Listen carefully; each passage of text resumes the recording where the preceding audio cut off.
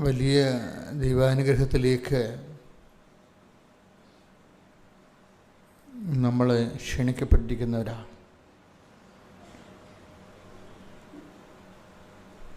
ഒരു ആരാധന മനസ്സ് നിറച്ച്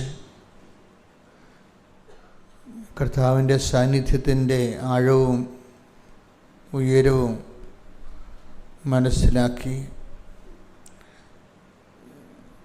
നമ്മുടെ ജീവിതത്തിൻ്റെ അവസ്ഥകൾ എന്ത് തന്നെയായാലും ഇതെല്ലാം പരിഹരിക്കാൻ അപ്പുറത്ത് കഴിവുള്ള കർത്താവിൻ്റെ തിരുസന്നിധിയിലേക്ക് നമ്മൾ വിളിക്കപ്പെട്ടിരിക്കുന്നത് ദൈവത്തിൻ്റെ സ്നേഹമാണെന്ന് തിരിച്ചറിയുന്ന അവസ്ഥയിൽ നിന്നാണ് ആരാധന മുളപൊട്ടി വരുന്നത്. നമുക്ക് നന്ദി പറയാം. കർത്താവേ, ഏറ്റു പ്രാർത്ഥിക്കുക. കർത്താവേ, എൻ്റെ കണ്ണീരിൻ്റെ ഈ കാലത്ത് അങ്ങേ ആരാധിക്കുവാൻ, ആരാധിച്ച് പരിഹാരം കാണുവാൻ, അങ്ങേ സ്നേഹത്താൽ എന്നെ നിന്റെ സന്നിധാനത്തിലേക്ക് ക്ഷണിച്ചതിന് നന്ദി പറയുന്നു. കർത്താവേ, എന്റെ ജീവിതത്തിന്റെ എല്ലാ അവസ്ഥകളെയും അതിജീവിക്കുവാൻ പരിശുദ്ധ അമ്മയുടെ പ്രത്യേക മാധ്യസ്ഥം ലഭിക്കുന്ന ഈ ആരാധനയ്ക്ക് പ്രത്യേക പരിഗണനയാൽ നീ എന്നെ ക്ഷണിച്ചതിന് സ്തോത്രം ചെയ്യുന്നു. കർത്താവേ, എന്നെ ആരാധിക്കുവാൻ എനിക്ക് യോഗ്യത നൽകണമേ. എന്റെ ഇന്നത്തെയും എക്കാലത്തെയും എല്ലാ യോഗ്യതയും ഓർത്തുകൊണ്ട് ഞാൻ മനസ്തപിക്കുന്ന കർത്താവേ, എനിക്ക് പ്രാർത്ഥിക്കുവാൻ, ആരാധിക്കുവാൻ യോഗ്യത നൽകണമേ.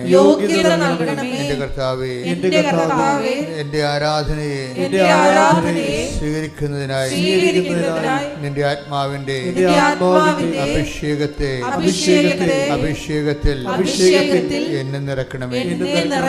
യേശുവേ സ്തോത്രം, യേശുവേ നന്ദി, യേശുവേ ആരാധന. ഹല്ലേലൂയ, ശ്രുതികട്ടെ. ഹല്ലേലൂയ, ഹല്ലേലൂയ, ഹല്ലേലൂയ, ഹല്ലേലൂയ. യേശുവേ നന്ദി. ഹല്ലേലൂയ, ഹല്ലേലൂയ, ഹല്ലേലൂയ,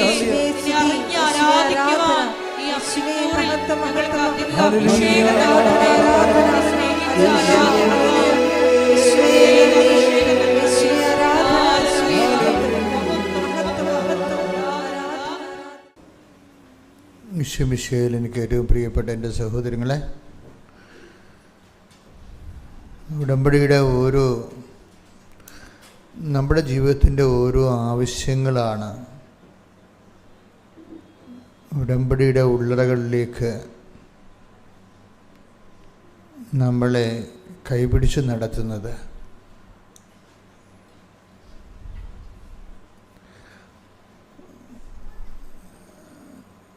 ജീവിതം മുന്നോട്ട് പോകുന്നതനുസരിച്ച് നിങ്ങൾ ഉടമ്പടി എടുത്താലും ജീവിതം മുന്നോട്ട് പോകുന്നതനുസരിച്ച് പുതിയ പ്രതിസന്ധികളെ നമുക്ക് പ്രതീക്ഷിക്കാൻ പറ്റും. അപ്പോൾ നമുക്ക് പുതിയ പ്രതിസന്ധികളെ കാണുമ്പോൾ നമുക്ക് സ്വാഭാവികമായിട്ടും ദൈവമേ, ഞാൻ ഉടമ്പടി എടുത്തല്ല, എന്നിട്ടും എനിക്കെന്താണ് ഇങ്ങനെ ഒരു പരീക്ഷണം വരണത് എന്ന് നിങ്ങൾക്ക് സ്വാഭാവികമായിട്ട് തോന്നാം. ഇതെന്താ വിഷയമെന്ന് പറയുന്നത് നമുക്കറിയാമല്ലോ. നമ്മൾ പഠിക്കുന്തോറും ടെൻഷനല്ലേ അല്ലേ? പഠിക്കുന്തോറും ടെൻഷനാണ്. ഈ പരീക്ഷയ്ക്ക് എന്നാ ടെൻഷൻ തീരണത്? പരീക്ഷയ്ക്ക് എന്നാണ് ടെൻഷൻ തീരണത്? 1ാം ക്ലാസ് വെച്ചിട്ട് പരീക്ഷ ഉണ്ടായിരുന്നു, ടെൻഷൻ ഉണ്ടായിരുന്നു. അത് 2ാം ക്ലാസ്സിൽ തീർന്നില്ലല്ലോ. 2ാം ക്ലാസ്സിൽ പരീക്ഷ ഉണ്ടായിരുന്നു, ടെൻഷൻ ഉണ്ടായിരുന്നു. നമ്മൾ PhDക്ക് പോകുമ്പോഴും അവിടെ പരീക്ഷ ഉണ്ട്, ടെൻഷനുണ്ട് ഇല്ലേ? അതെന്താ പ്രശ്നം വെച്ച് കഴിഞ്ഞാൽ നമ്മൾ ഉയരുന്നതനുസരിച്ച് ഈ ടെൻഷൻ ബൈ ടെൻഷനാണ് നമ്മൾ ദൈവത്തിൽ ഉയർന്നു വരണത്. ടെൻഷൻ ബൈ ടെൻഷനാണ്. അപ്പോൾ ഈ ടെൻഷനെ മാറ്റി നിർത്തിയിട്ട് ഒരു ജീവിതം ഉണ്ടോ എന്ന് ചോദിച്ചു കഴിഞ്ഞാൽ ദൈവത്തെ അനുഭവിക്കുന്നതിന് ടെൻഷനെ എങ്ങനെ ഉപയോഗിക്കാൻ പറ്റുമെന്നാണ് നമ്മൾ ചിന്തിക്കേണ്ടത്. പോസിറ്റീവായിട്ട് വേണം. കാര്യം ഞാൻ ഈ ടെൻഷൻ്റെ ആളാണ് ശരിക്കും പറഞ്ഞാൽ. എനിക്ക് കുഞ്ഞുനാൾ തൊട്ട് തന്നെ ഈ ടെൻഷൻ്റെ പ്രോബ്ലം ഉണ്ട്. എന്തെങ്കിലും ചെറിയ കാര്യം ചെയ്യണമെന്ന് വീട്ടിൽ പറഞ്ഞാൽ മതി, അത് ചെയ്ത് തീരണവരെ എനിക്ക് സമാധാനം കിട്ടത്തില്ല. ചെയ്ത് തീരണവരെ എനിക്ക് സമാധാനം കിട്ടത്തില്ല. അപ്പം ഞാനെന്ത് ചെയ്യും? എനിക്കങ്ങനെ വലിയ കൂട്ടുകാരൊക്കെ ഒന്നുമില്ല ഇങ്ങനെ നമുക്ക് ഒരു സപ്പോർട്ട് ചെയ്യാൻ ഉള്ള. എൻ്റെ ഒരു പഠനകാലം വെച്ച് കഴിഞ്ഞാൽ അത്ര കണ്ട് നല്ലൊരു കാലമല്ല, സപ്പോർട്ട് കുറവായിരിക്കും. ഇപ്പോൾ ചില വീടുകളിലൊക്കെ ഒത്തിരിയേറെ കസിൻസും അങ്ങനെ ഒന്ന് കസിൻസൊക്കെ എനിക്കുണ്ട്, പക്ഷേ ഉള്ള അകലെയാണ് അവരൊക്കെ, അടുത്തൊന്നുമല്ല. അതുകൊണ്ട് ഡയറക്റ്റ് പേഴ്സണൽ സപ്പോർട്ട് കിട്ടത്തില്ല. അപ്പനാണെങ്കിൽ അപ്പൻ അധികം സംസാരിക്കുന്ന ആളല്ല, അപ്പൻ കൽപ്പിക്കുന്ന ആളാണ്, പക്ഷെ സ്നേഹിക്കും, അടുപ്പമൊക്കെ ഉണ്ട്. പക്ഷേ എങ്കിലും അപ്പൻ ക്ഷിപ്രകോപിയ. അപ്പം അത് എക്സ്ട്രാ ടെൻഷൻ ഉണ്ടാകും. പറയുന്ന കാര്യങ്ങൾ പറയുന്ന സമയത്ത് തീർന്നില്ലെങ്കിൽ അതിന് എക്സ്ട്രാ ടെൻഷൻ. അപ്പം നമ്മളെന്ത് ചെയ്യും? ഈ ടെൻഷനെല്ലാം കുഞ്ഞുനാൾ തന്നെ അറിയാവുന്ന പ്രാർത്ഥനകളിലേക്ക് ഈ ടെൻഷനെല്ലാം പ്രാർത്ഥനയുടെ ഒരു ചാലിലൂടെ എടുക്കും. അങ്ങനെയാണ് ഞാൻ ഈ കർത്താവിൻ്റെ മാലാഖ ഉപയോഗിക്കാൻ തുടങ്ങിയത്. ഇന്നിപ്പോൾ ഞാൻ കൊന്തയിൽ എന്തുകൊണ്ടാണ് നിങ്ങളൊക്കെ ഫിക്സ് ചെയ്യണേ? എന്തുകൊണ്ടാണ്? കർത്താവിൻ്റെ രൂപമാണ് ജപമാല എന്ന് പറയുന്നത്. അപ്പം അത് അന്ന് ഞാൻ അറിയാതെ വിശ്വസിച്ച് പ്രാർത്ഥിച്ചു. ഇന്ന് വിശ്വസിച്ചല്ല പ്രാർത്ഥിക്കണത്, സ്നേഹിച്ചാണ് പ്രാർത്ഥിക്കണത്. പ്രാർത്ഥനയുടെ ഒരു വ്യത്യാസം വന്നുപോയി. ഈ വ്യത്യാസം നിങ്ങളുടെ ജീവിതത്തിൽ ഉണ്ടാകണം. നമ്മൾ പണ്ട് വിശ്വസിച്ചാണ് പ്രാർത്ഥിച്ചുകൊണ്ടിരുന്നത്. ഒരേ സാധനം തന്നെ പണ്ട് ഉപയോഗിച്ചിരുന്നതും ഇന്ന് ഉപയോഗിക്കുന്നതും തമ്മിൽ വ്യത്യാസം ഉണ്ടാകും. പണ്ട് നമ്മൾ വെള്ളം കുടിച്ചിരുന്നത് ദാഹം കെടാൻ വേണ്ടിയാണ്, അല്ലേ? ഇന്ന് വെള്ളം കുടിക്കുമ്പോൾ നമ്മൾ ഡീഹൈഡ്രേഷൻ ഉണ്ടാകരുത്, പിന്നെ കിഡ്നിയുടെ പ്യൂരിഫിക്കേഷൻ ഉണ്ടാകണം. ഇപ്പം ഇങ്ങനെ കുറേ കാര്യങ്ങൾ നമ്മൾക്കറിയാം. ഇപ്പം കുഞ്ഞുങ്ങൾക്കാണെങ്കിൽ കൂടുതൽ അറിയാം, കാര്യം അവരുടെ സിലബസ് എല്ലാം കുറച്ചുകൂടി മെച്ചമായ സിലബസ്സാണ്. അപ്പോൾ വെറുതെ വെള്ളം കുടിക്കണതല്ല, അവരതാണ് വാട്ടർ ബോട്ടിൽ കൂടെ നടക്കുന്നതാണ്. പിള്ളേരുടെ എല്ലാവരുടെ കയ്യിൽ വാട്ടർ ബോട്ടിൽ ഉണ്ടല്ലോ, അവർ കുടിക്കുകയും ചെയ്യും കൃത്യമായിട്ട്. അവരുടെ തൊലിയൊക്കെ മിനുങ്ങിയിരിക്കണതിൻ്റെ കാര്യം എന്താണ്? വെള്ളം കുടിക്കണതാണ്. നമുക്ക് തൊലി മിനുങ്ങണത് നമുക്ക് വെള്ളം കുടിയുമായിട്ട് നമ്മൾ കണക്ട് ചെയ്തില്ലായിരുന്നല്ലോ, ഇല്ലേ? നമ്മുടെ സ്കിന്നൊക്കെ നല്ല ഗ്ലിറ്ററിങ് ആയിട്ടിരിക്കുന്നത് വെള്ളം കുടിക്കണമായിട്ട് നമ്മൾ കണക്ട് ചെയ്തില്ല. സൗന്ദര്യത്തെ പോലും നമ്മൾ വെള്ളം കുടിക്കണമായിട്ട് കണക്ട് ചെയ്തിട്ടില്ല. ദാഹം വരുന്നു, വെള്ളം കുടിക്കുന്നു. ഇപ്പം സൗന്ദര്യവും വെള്ളവുമായിട്ടല്ലേ ഏറ്റവും കൂടുതൽ. നമ്മൾ ബ്യൂട്ടി പാർലറിലൊക്കെ ആൾക്കാർ പോകുന്നുണ്ടെങ്കിൽ അവരും പറയും വെള്ളം കുടിക്കാൻ പറയും, ആവശ്യത്തിന് വെള്ളം കുടിക്കാൻ പറയും. തൊലിയൊക്കെ ഇങ്ങനെ ഉണങ്ങി ഡ്രൈ ഹൈഡ്രേറ്റഡ് തന്നെ ആൾ കറുത്തു പോകും. ആൾ വെളുത്ത് വരാൻ വേണ്ടി വെള്ളം കുടിക്കാൻ പറയും. അപ്പോൾ വെള്ളത്തെക്കുറിച്ചുള്ള കോൺസെപ്റ്റ് മാറിയില്ലേ, ഇല്ലേ? പണ്ട് ദാഹത്തിന് മാത്രം നമ്മൾ കുടിച്ചു, ഇപ്പം നമ്മൾ സൗന്ദര്യം വർദ്ധിക്കാൻ വേണ്ടി കുടിക്കുന്നു. ഈ ഒരു ഫോർമാറ്റ് ചേഞ്ചിങ് ആധ്യാത്മികതയിൽ വരണം. എന്താ കാരണം വെച്ച് കഴിഞ്ഞാൽ നമ്മൾ പണ്ട് വിശ്വസിച്ച് പ്രാർത്ഥിച്ചു. കാര്യങ്ങൾ മനസ്സിലായി കഴിയുമ്പോൾ പിന്നെ സ്നേഹിച്ച് പ്രാർത്ഥിക്കണം, വിശ്വസിച്ച് പ്രാർത്ഥിക്കണം. ഇപ്പം നമുക്ക് കഴിഞ്ഞ ദിവസങ്ങളിൽ സിസ്റ്റർ 1-2 ദിവസം ഇവിടെ സാക്ഷ്യത്തിനത് പറഞ്ഞു. ഞാൻ ഇവിടെ നിന്നപ്പോൾ കർത്താവ് എന്നോട് കുറച്ച് കാര്യങ്ങൾ സംസാരിച്ചായിരുന്നു. ഞാൻ എല്ലാ ദിവസവും ആൾക്കാരോട് സംസാരിക്കും. എൻ്റെ കുർബാനയുള്ള ദിവസങ്ങളൊക്കെ ഞാൻ ശരിക്കും പ്രാർത്ഥിച്ച് രാത്രിയും പകലൊക്കെ ഒരുങ്ങിയാണ് വരുന്നത്. അപ്പോൾ രാവിലെ ഞാൻ ആൾക്കാരുടെ മുമ്പ് നിൽക്കുമ്പോൾ കർത്താവ് എനിക്ക് ദൈവിക രഹസ്യങ്ങൾ, കാര്യം നമ്മുടെ ബൈബിളിൻ്റെ ഒരു പ്രത്യേകത ഭയങ്കര ട്രഷറാണിത്, പക്ഷേ ഭയങ്കര പ്രാക്ടിക്കലുമാണ്. ഈ ബൈബിളിൻ്റെ വചനങ്ങൾ അറിഞ്ഞ് ആപ്ലിക്കേറ്റ് ചെയ്താണ് നമ്മളിത് ദൈവത്തിൽ ഉയർന്ന് വളർന്നൊക്കെ വരണത്. അപ്പം അതുകൊണ്ട് ബൈബിളൊക്കെ കേൾക്കുമ്പോൾ സൂക്ഷിച്ചുകൊണ്ടിരിക്കണം. അത് എന്നെ ബാധിക്കുന്ന പ്രശ്നം. ഞാൻ കുർബാനത്തിൻ്റെ പറയില്ല, കുർബാനയ്ക്ക് വരുമ്പോൾ ചെറിയ പ്രശ്നങ്ങൾ ശ്രദ്ധിക്കത്തില്ല. അവരവർക്കും കുർബാനയുടെ മെയിൻ സംഭവം ആ വാഴ്ത്തും കോൺസെക്രേഷനാണ് എന്ന് പറഞ്ഞിട്ട് കോൺസെക്രേഷൻ വരാൻ വേണ്ടി കാത്തിരിക്കും. എവങ്കേലിയോ പോലും ശ്രദ്ധിക്കത്തില്ല. അപ്പോൾ അതിനകത്ത് അറിവില്ലായ്മ കൊണ്ട് അങ്ങനെ സംഭവിക്കുന്നത്. കാര്യം കുർബാനയിൽ ഇതെല്ലാം ഒരുപോലെയാണ്. എവങ്കേലിയും മുറിക്കണതും വചനം മുറിക്കണതും കർത്താവിൻ്റെ ശരീരം അൾത്താരെ മുറിക്കണതും രണ്ടും ഒരേ പ്രോസസ്സാണ്. അപ്പം അതുകൊണ്ട് തന്നെ വചന പ്രഘോഷണത്തിൽ ഇപ്പം വചനാധിഷ്ഠിതമായിട്ടാണ് അച്ഛൻ സംസാരിക്കണമെന്നുണ്ടെങ്കിൽ നമ്മൾ കൊതിയോടുകൂടി കേട്ടിരിക്കണം. വചനം എപ്പോഴും ഓരോ ടൂളാണ്. അപ്പോൾ ഇതെങ്ങനെ ഇതിൻ്റെ ഒരു കറസ്പോണ്ടിങ് ആപ്ലിക്കേഷൻസ് ഉണ്ട് അതിൻ്റേതായിട്ടുള്ള. അത് എങ്ങനെയാണ് ആപ്ലിക്കേറ്റ് ചെയ്യണത്? ഇപ്പം തന്നെ കഴിഞ്ഞ ദിവസങ്ങളിൽ ഒരു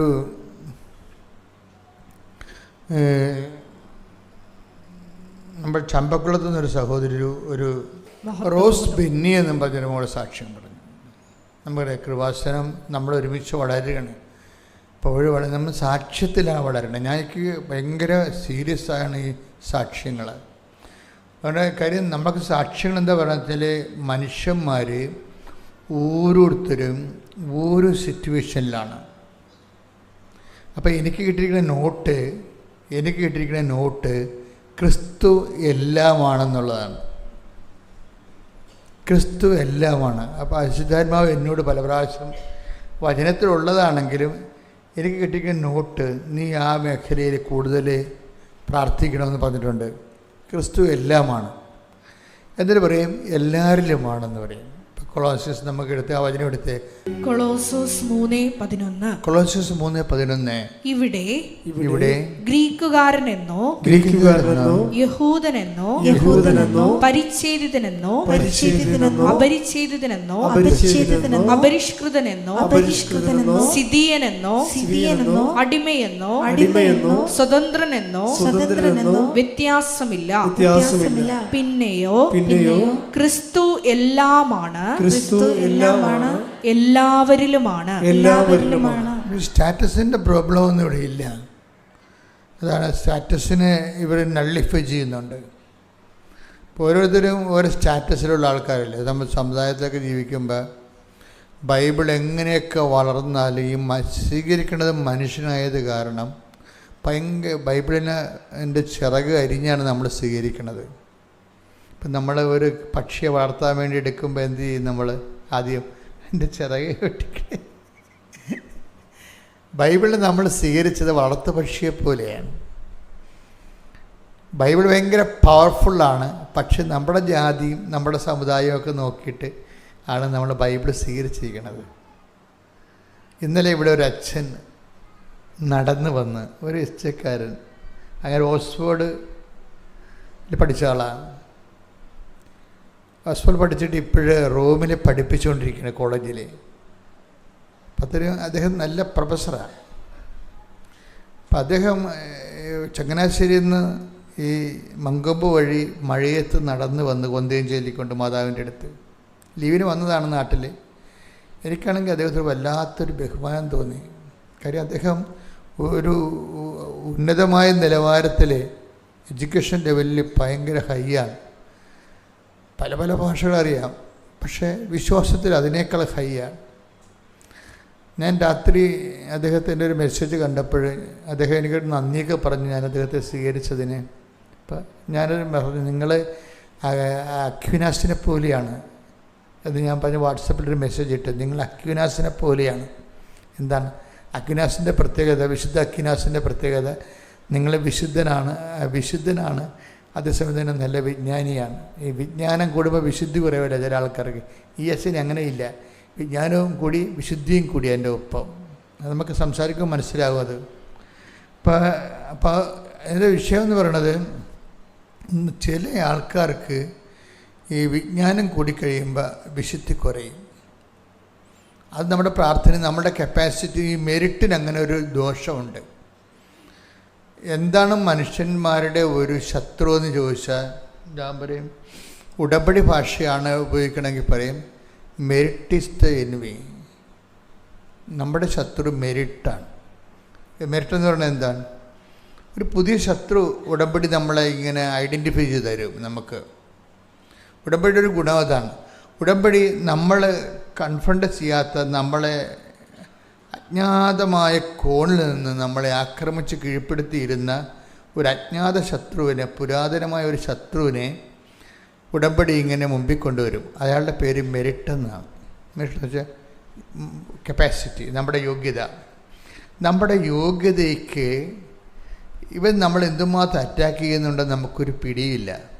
കാര്യം വെച്ചാൽ നമ്മളെപ്പോഴും ഇപ്പം നിങ്ങൾക്കൊരു 50 ലക്ഷം രൂപ FD ഉണ്ടെങ്കിൽ അതിൻ്റെ ബേസിൽ നിങ്ങളെ പ്രാർത്ഥിക്കത്തുള്ളൂ. ഉറപ്പല്ലേ? നിങ്ങൾക്ക് കാലണ ഇല്ലെന്നുണ്ടെങ്കിൽ കർത്താവിൻ്റെ കാലക്കെട്ടി വീഴും. കാലണ കയ്യിലില്ലെങ്കിൽ കർത്താവിൻ്റെ കാലക്കെട്ടി വീഴും. അലമാര നിറച്ച് കാശാണെങ്കിൽ അതിൻ്റെ കുറച്ചേ പ്രാർത്ഥിക്കത്തുള്ളൂ. ഇത് ആധ്യാത്മികതയുടെ ഏറ്റവും വലിയ ഇന്നേറ്റ് എനിമി എന്ന് പറയുന്നത് ആന്തരിക ശത്രു എന്ന് പറയുന്ന മെരിട്ടാണ്. ഈ ഉടമ്പടി ഈ മനുഷ്യൻ ഗതി കിട്ടാതെ കിടക്കുന്ന കാരണങ്ങൾ ഒന്ന്, അതിൻ്റെ ഒരു കാരണം ഈ മെരിറ്റിലുള്ള റീസണബിൾ ആയിട്ടുള്ള അഡിഹറൻസാണ്. എന്ന് വെച്ച് കഴിഞ്ഞാൽ അവൻ്റെ യോഗ്യതയിലുള്ള അമിതമായ ആശ്രയം. എൻ്റെ മക്കൾ ശരിക്കും മനസ്സിലാക്കണം. ഇതൊരു വളരെ സീരിയസ് ആയിട്ട് മെക്കാനിക്കലായിട്ട് മനസ്സിലാക്കേണ്ടതാണ്. നമ്മൾ റിപ്പയർ ചെയ്യണമെന്നുണ്ടെങ്കിൽ ഇതിൻ്റെ മെക്കാനിസം മനസ്സിലാക്കണം.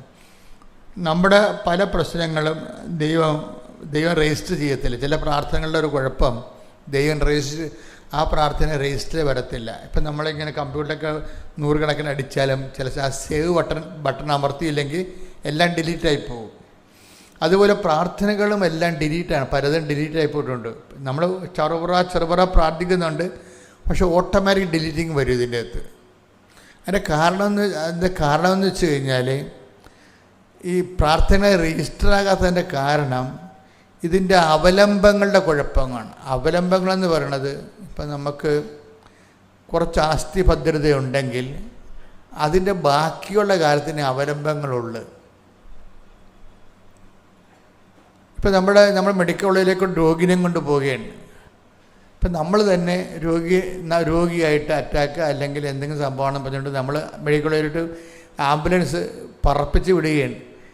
അപ്പോൾ നമുക്ക് അവിടെ നമ്മൾക്കൊരു ധാരണ ഉണ്ട്, എന്താ നമ്മുടെ മരുമകനാണ് അവിടെ സർജൻ.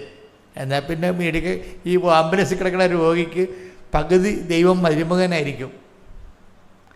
പിടിയിട്ടില്ലേ? ഈ അറ്റാക്ക് അടിച്ചുകൊണ്ട് ആംബുലൻസിൽ കയറി കൂയി പോണ പാർട്ടി അവിടെ സർജൻ മരുമകനാണെന്നുണ്ടെങ്കിൽ ഇവർക്ക് അത് കുറഞ്ഞുള്ള ആദ്യമേ ഉള്ളൂ. മരുമകൻ ആണല്ലോ അവിടെ, ഇനിയിപ്പോൾ ചെന്ന് പെട്ടാൽ മതിയല്ല അവിടെ. അപ്പം പിന്നെ പ്രാർത്ഥിക്കുന്ന റോഡിൻ്റെ ഗട്ടർ കുറയാൻ വേണ്ടിയാണ് പ്രാർത്ഥിക്കത്തുള്ളൂ. ഓപ്പറേഷൻ മരുമകനല്ല. ഇതെന്ത് നമ്മുടെ മെരിറ്റുകൾ നമ്മളുടെ പ്രാർത്ഥനയെ ബാധിക്കുന്നുണ്ട്. ഇത് നമ്മൾ ഐഡൻറ്റിഫൈ ചെയ്യണം. എന്ന് വെച്ച് കഴിഞ്ഞാൽ നിങ്ങൾ ഒരു മെരിറ്റുമില്ലാത്ത ആൾക്കാരായിട്ട് ദൈവതിരുസന്നിധി നിൽക്കണം. ഒരു മെരിറ്റുമില്ലാത്ത നമ്മൾ കണ്ട ആ സാക്ഷ്യത്തിൽ റോസ് ബെന്നിയുടെ സാക്ഷിയാണ്. റോസ് ബെന്നി നമ്മുടെ ഇവിടുത്തെ നാട്ടുകാരിയാണ്, ശമ്പകുളത്തുകാരിയാണ്. ആ സാക്ഷ്യങ്ങളപ്പോൾ എനിക്ക് ഇഷ്ടപ്പെട്ടത് ഇവിടെ അവലംബങ്ങളുടെ പ്ലേസ്മെൻറ്റ് ഭയങ്കര രസമാണ്. അപ്പോൾ അവർക്ക് അവരുടെ ജീവിത ഉപാധി എന്ന് പറയുന്നത് ഒരു പാടശേഖരമാണ്. 9 ഏക്കറുള്ള ഒരു പാടശേഖരമാണ്. ഈ പാടത്തുനിന്ന് നെല്ല് കൊയ്തെടുത്തിട്ട് വേണം ഈ 2 കുഞ്ഞുങ്ങളുണ്ട്, അതങ്ങനെ പഠിപ്പിക്കാനും പിന്നെ ബാക്കിയുള്ള ഹൗസ് മെയിൻ്റെനൻസ് എല്ലാം നടത്തേണ്ട ഇതിലേതാണ്. ബെന്നിയും ഇവരും 2 പേരും കർഷകരാണ്. അപ്പോൾ ഇവരുടെ പരിപാടി ഈ നെല്ലിൻ്റെ കാര്യമൊക്കെ അറിയാമല്ലോ, നിങ്ങൾക്കറിയാമല്ലോ. നമ്മുടെ അതിലെ കുട്ടനാടൻ പാടശേഖരങ്ങളെ എപ്പോഴും നമുക്ക് ഭീഷണിയാകുന്നത് ഏത് സമയത്ത് വേണമെങ്കിലും ഒരു ന്യൂനമർദ്ദം വന്നാൽ മതി, അപ്പം തന്നെ മലവെള്ളം പാഞ്ഞുകൊണ്ട് വരും. ഒരു ന്യൂനമർദ്ദം വന്നാൽ മതി, ഒരു 5-6 ദിവസം നിന്ന് പെയ്താൽ അപ്പം തന്നെ പമ്പ എന്ന് പറയുന്ന ഭയങ്കര ഒരു ഭീകര ജീവിയാണ് സംഭവം. അത് മുഴുവനും വന്ന് ആ കുട്ടനാട് മുഴുവൻ മുക്കിക്കളയും. കടലിൽ ദിവസങ്ങളിൽ വെള്ളം എടുക്കത്തില്ല. അതിങ്ങനെ ടൈഡ് നോക്കിയിട്ടാണല്ലോ വെള്ളം എടുക്കുന്നത്. ഇപ്പോൾ വെള്ളം എടുക്കാത്ത ദിവസമാണെങ്കിൽ വെള്ളപ്പൊക്കം ഉണ്ടാകും. അപ്പോൾ പാടശേഖരത്തൊക്കെ കയറും. ആപ്പടെ ഒരു വലിയ കഷ്ടപ്പാടാണ് ശരിക്കും പറഞ്ഞാൽ. പക്ഷേ എങ്കിലും ഇതിൻ്റെ അകത്ത് വിശ്വാസവീരന്മാരുണ്ട്. അവർക്കൊരു കഷ്ടപ്പാടും ഉണ്ടാകത്തില്ല ഒരിക്കലും. പ്രാർത്ഥിക്കുന്ന കഷ്ടപ്പാട് മാത്രമേ ഉണ്ടാകത്തുള്ളൂ. വിശ്വാസവീരന്മാർക്കൊരു പ്രശ്നമില്ലേ. അവർക്ക് ഉള്ള കഷ്ടപ്പാടെന്ന് പറയുന്നത് അവർക്ക് ടെൻഷൻ ഉണ്ടാക്കി കൊടുക്കും ദൈവം. ഇവർ ടെൻഷനെ വിശ്വാസം കൊണ്ടും പ്രാർത്ഥന കൊണ്ടും ടെൻഷനെ അതിജീവിക്കും. നമ്മൾക്ക് ഈ പ്രാർത്ഥനയുടെ കപ്പാസിറ്റി കൂട്ടാൻ വേണ്ടിയാണ് ഇതുപോലെ പുതിയ സിറ്റുവേഷൻസ് ക്രിയേറ്റ് ചെയ്യണത്. പ്രാർത്ഥനയുടെ കപ്പാസിറ്റി കൂട്ടാൻ വേണ്ടിയാണ്. അപ്പോൾ അത് ചില ആൾക്കാർക്ക് അത് ശരിക്കും അവരത് പ്രയോജനപ്പെടുത്തും. ഇപ്പം ഈ റോസ്ബെന്നിയുടെ വിഷയം എന്ന് പറയണത്, ഇവർ നെല്ലെല്ലാം കുലച്ച് പാകമായി കൊയ്ത്ത് കാലമായപ്പോൾ പെട്ടെന്ന് ന്യൂനമർദ്ദം വന്നു. അപ്പോൾ എല്ലാം ഭയങ്കര കാറ്റ്. ഇപ്പോൾ ഇന്നലെയൊക്കെ ഭയങ്കര കാറ്റായിരുന്നു ഇവിടെയല്ല, കടലോരത്തൊക്കെ ഭയങ്കര കാറ്റായിരുന്നു.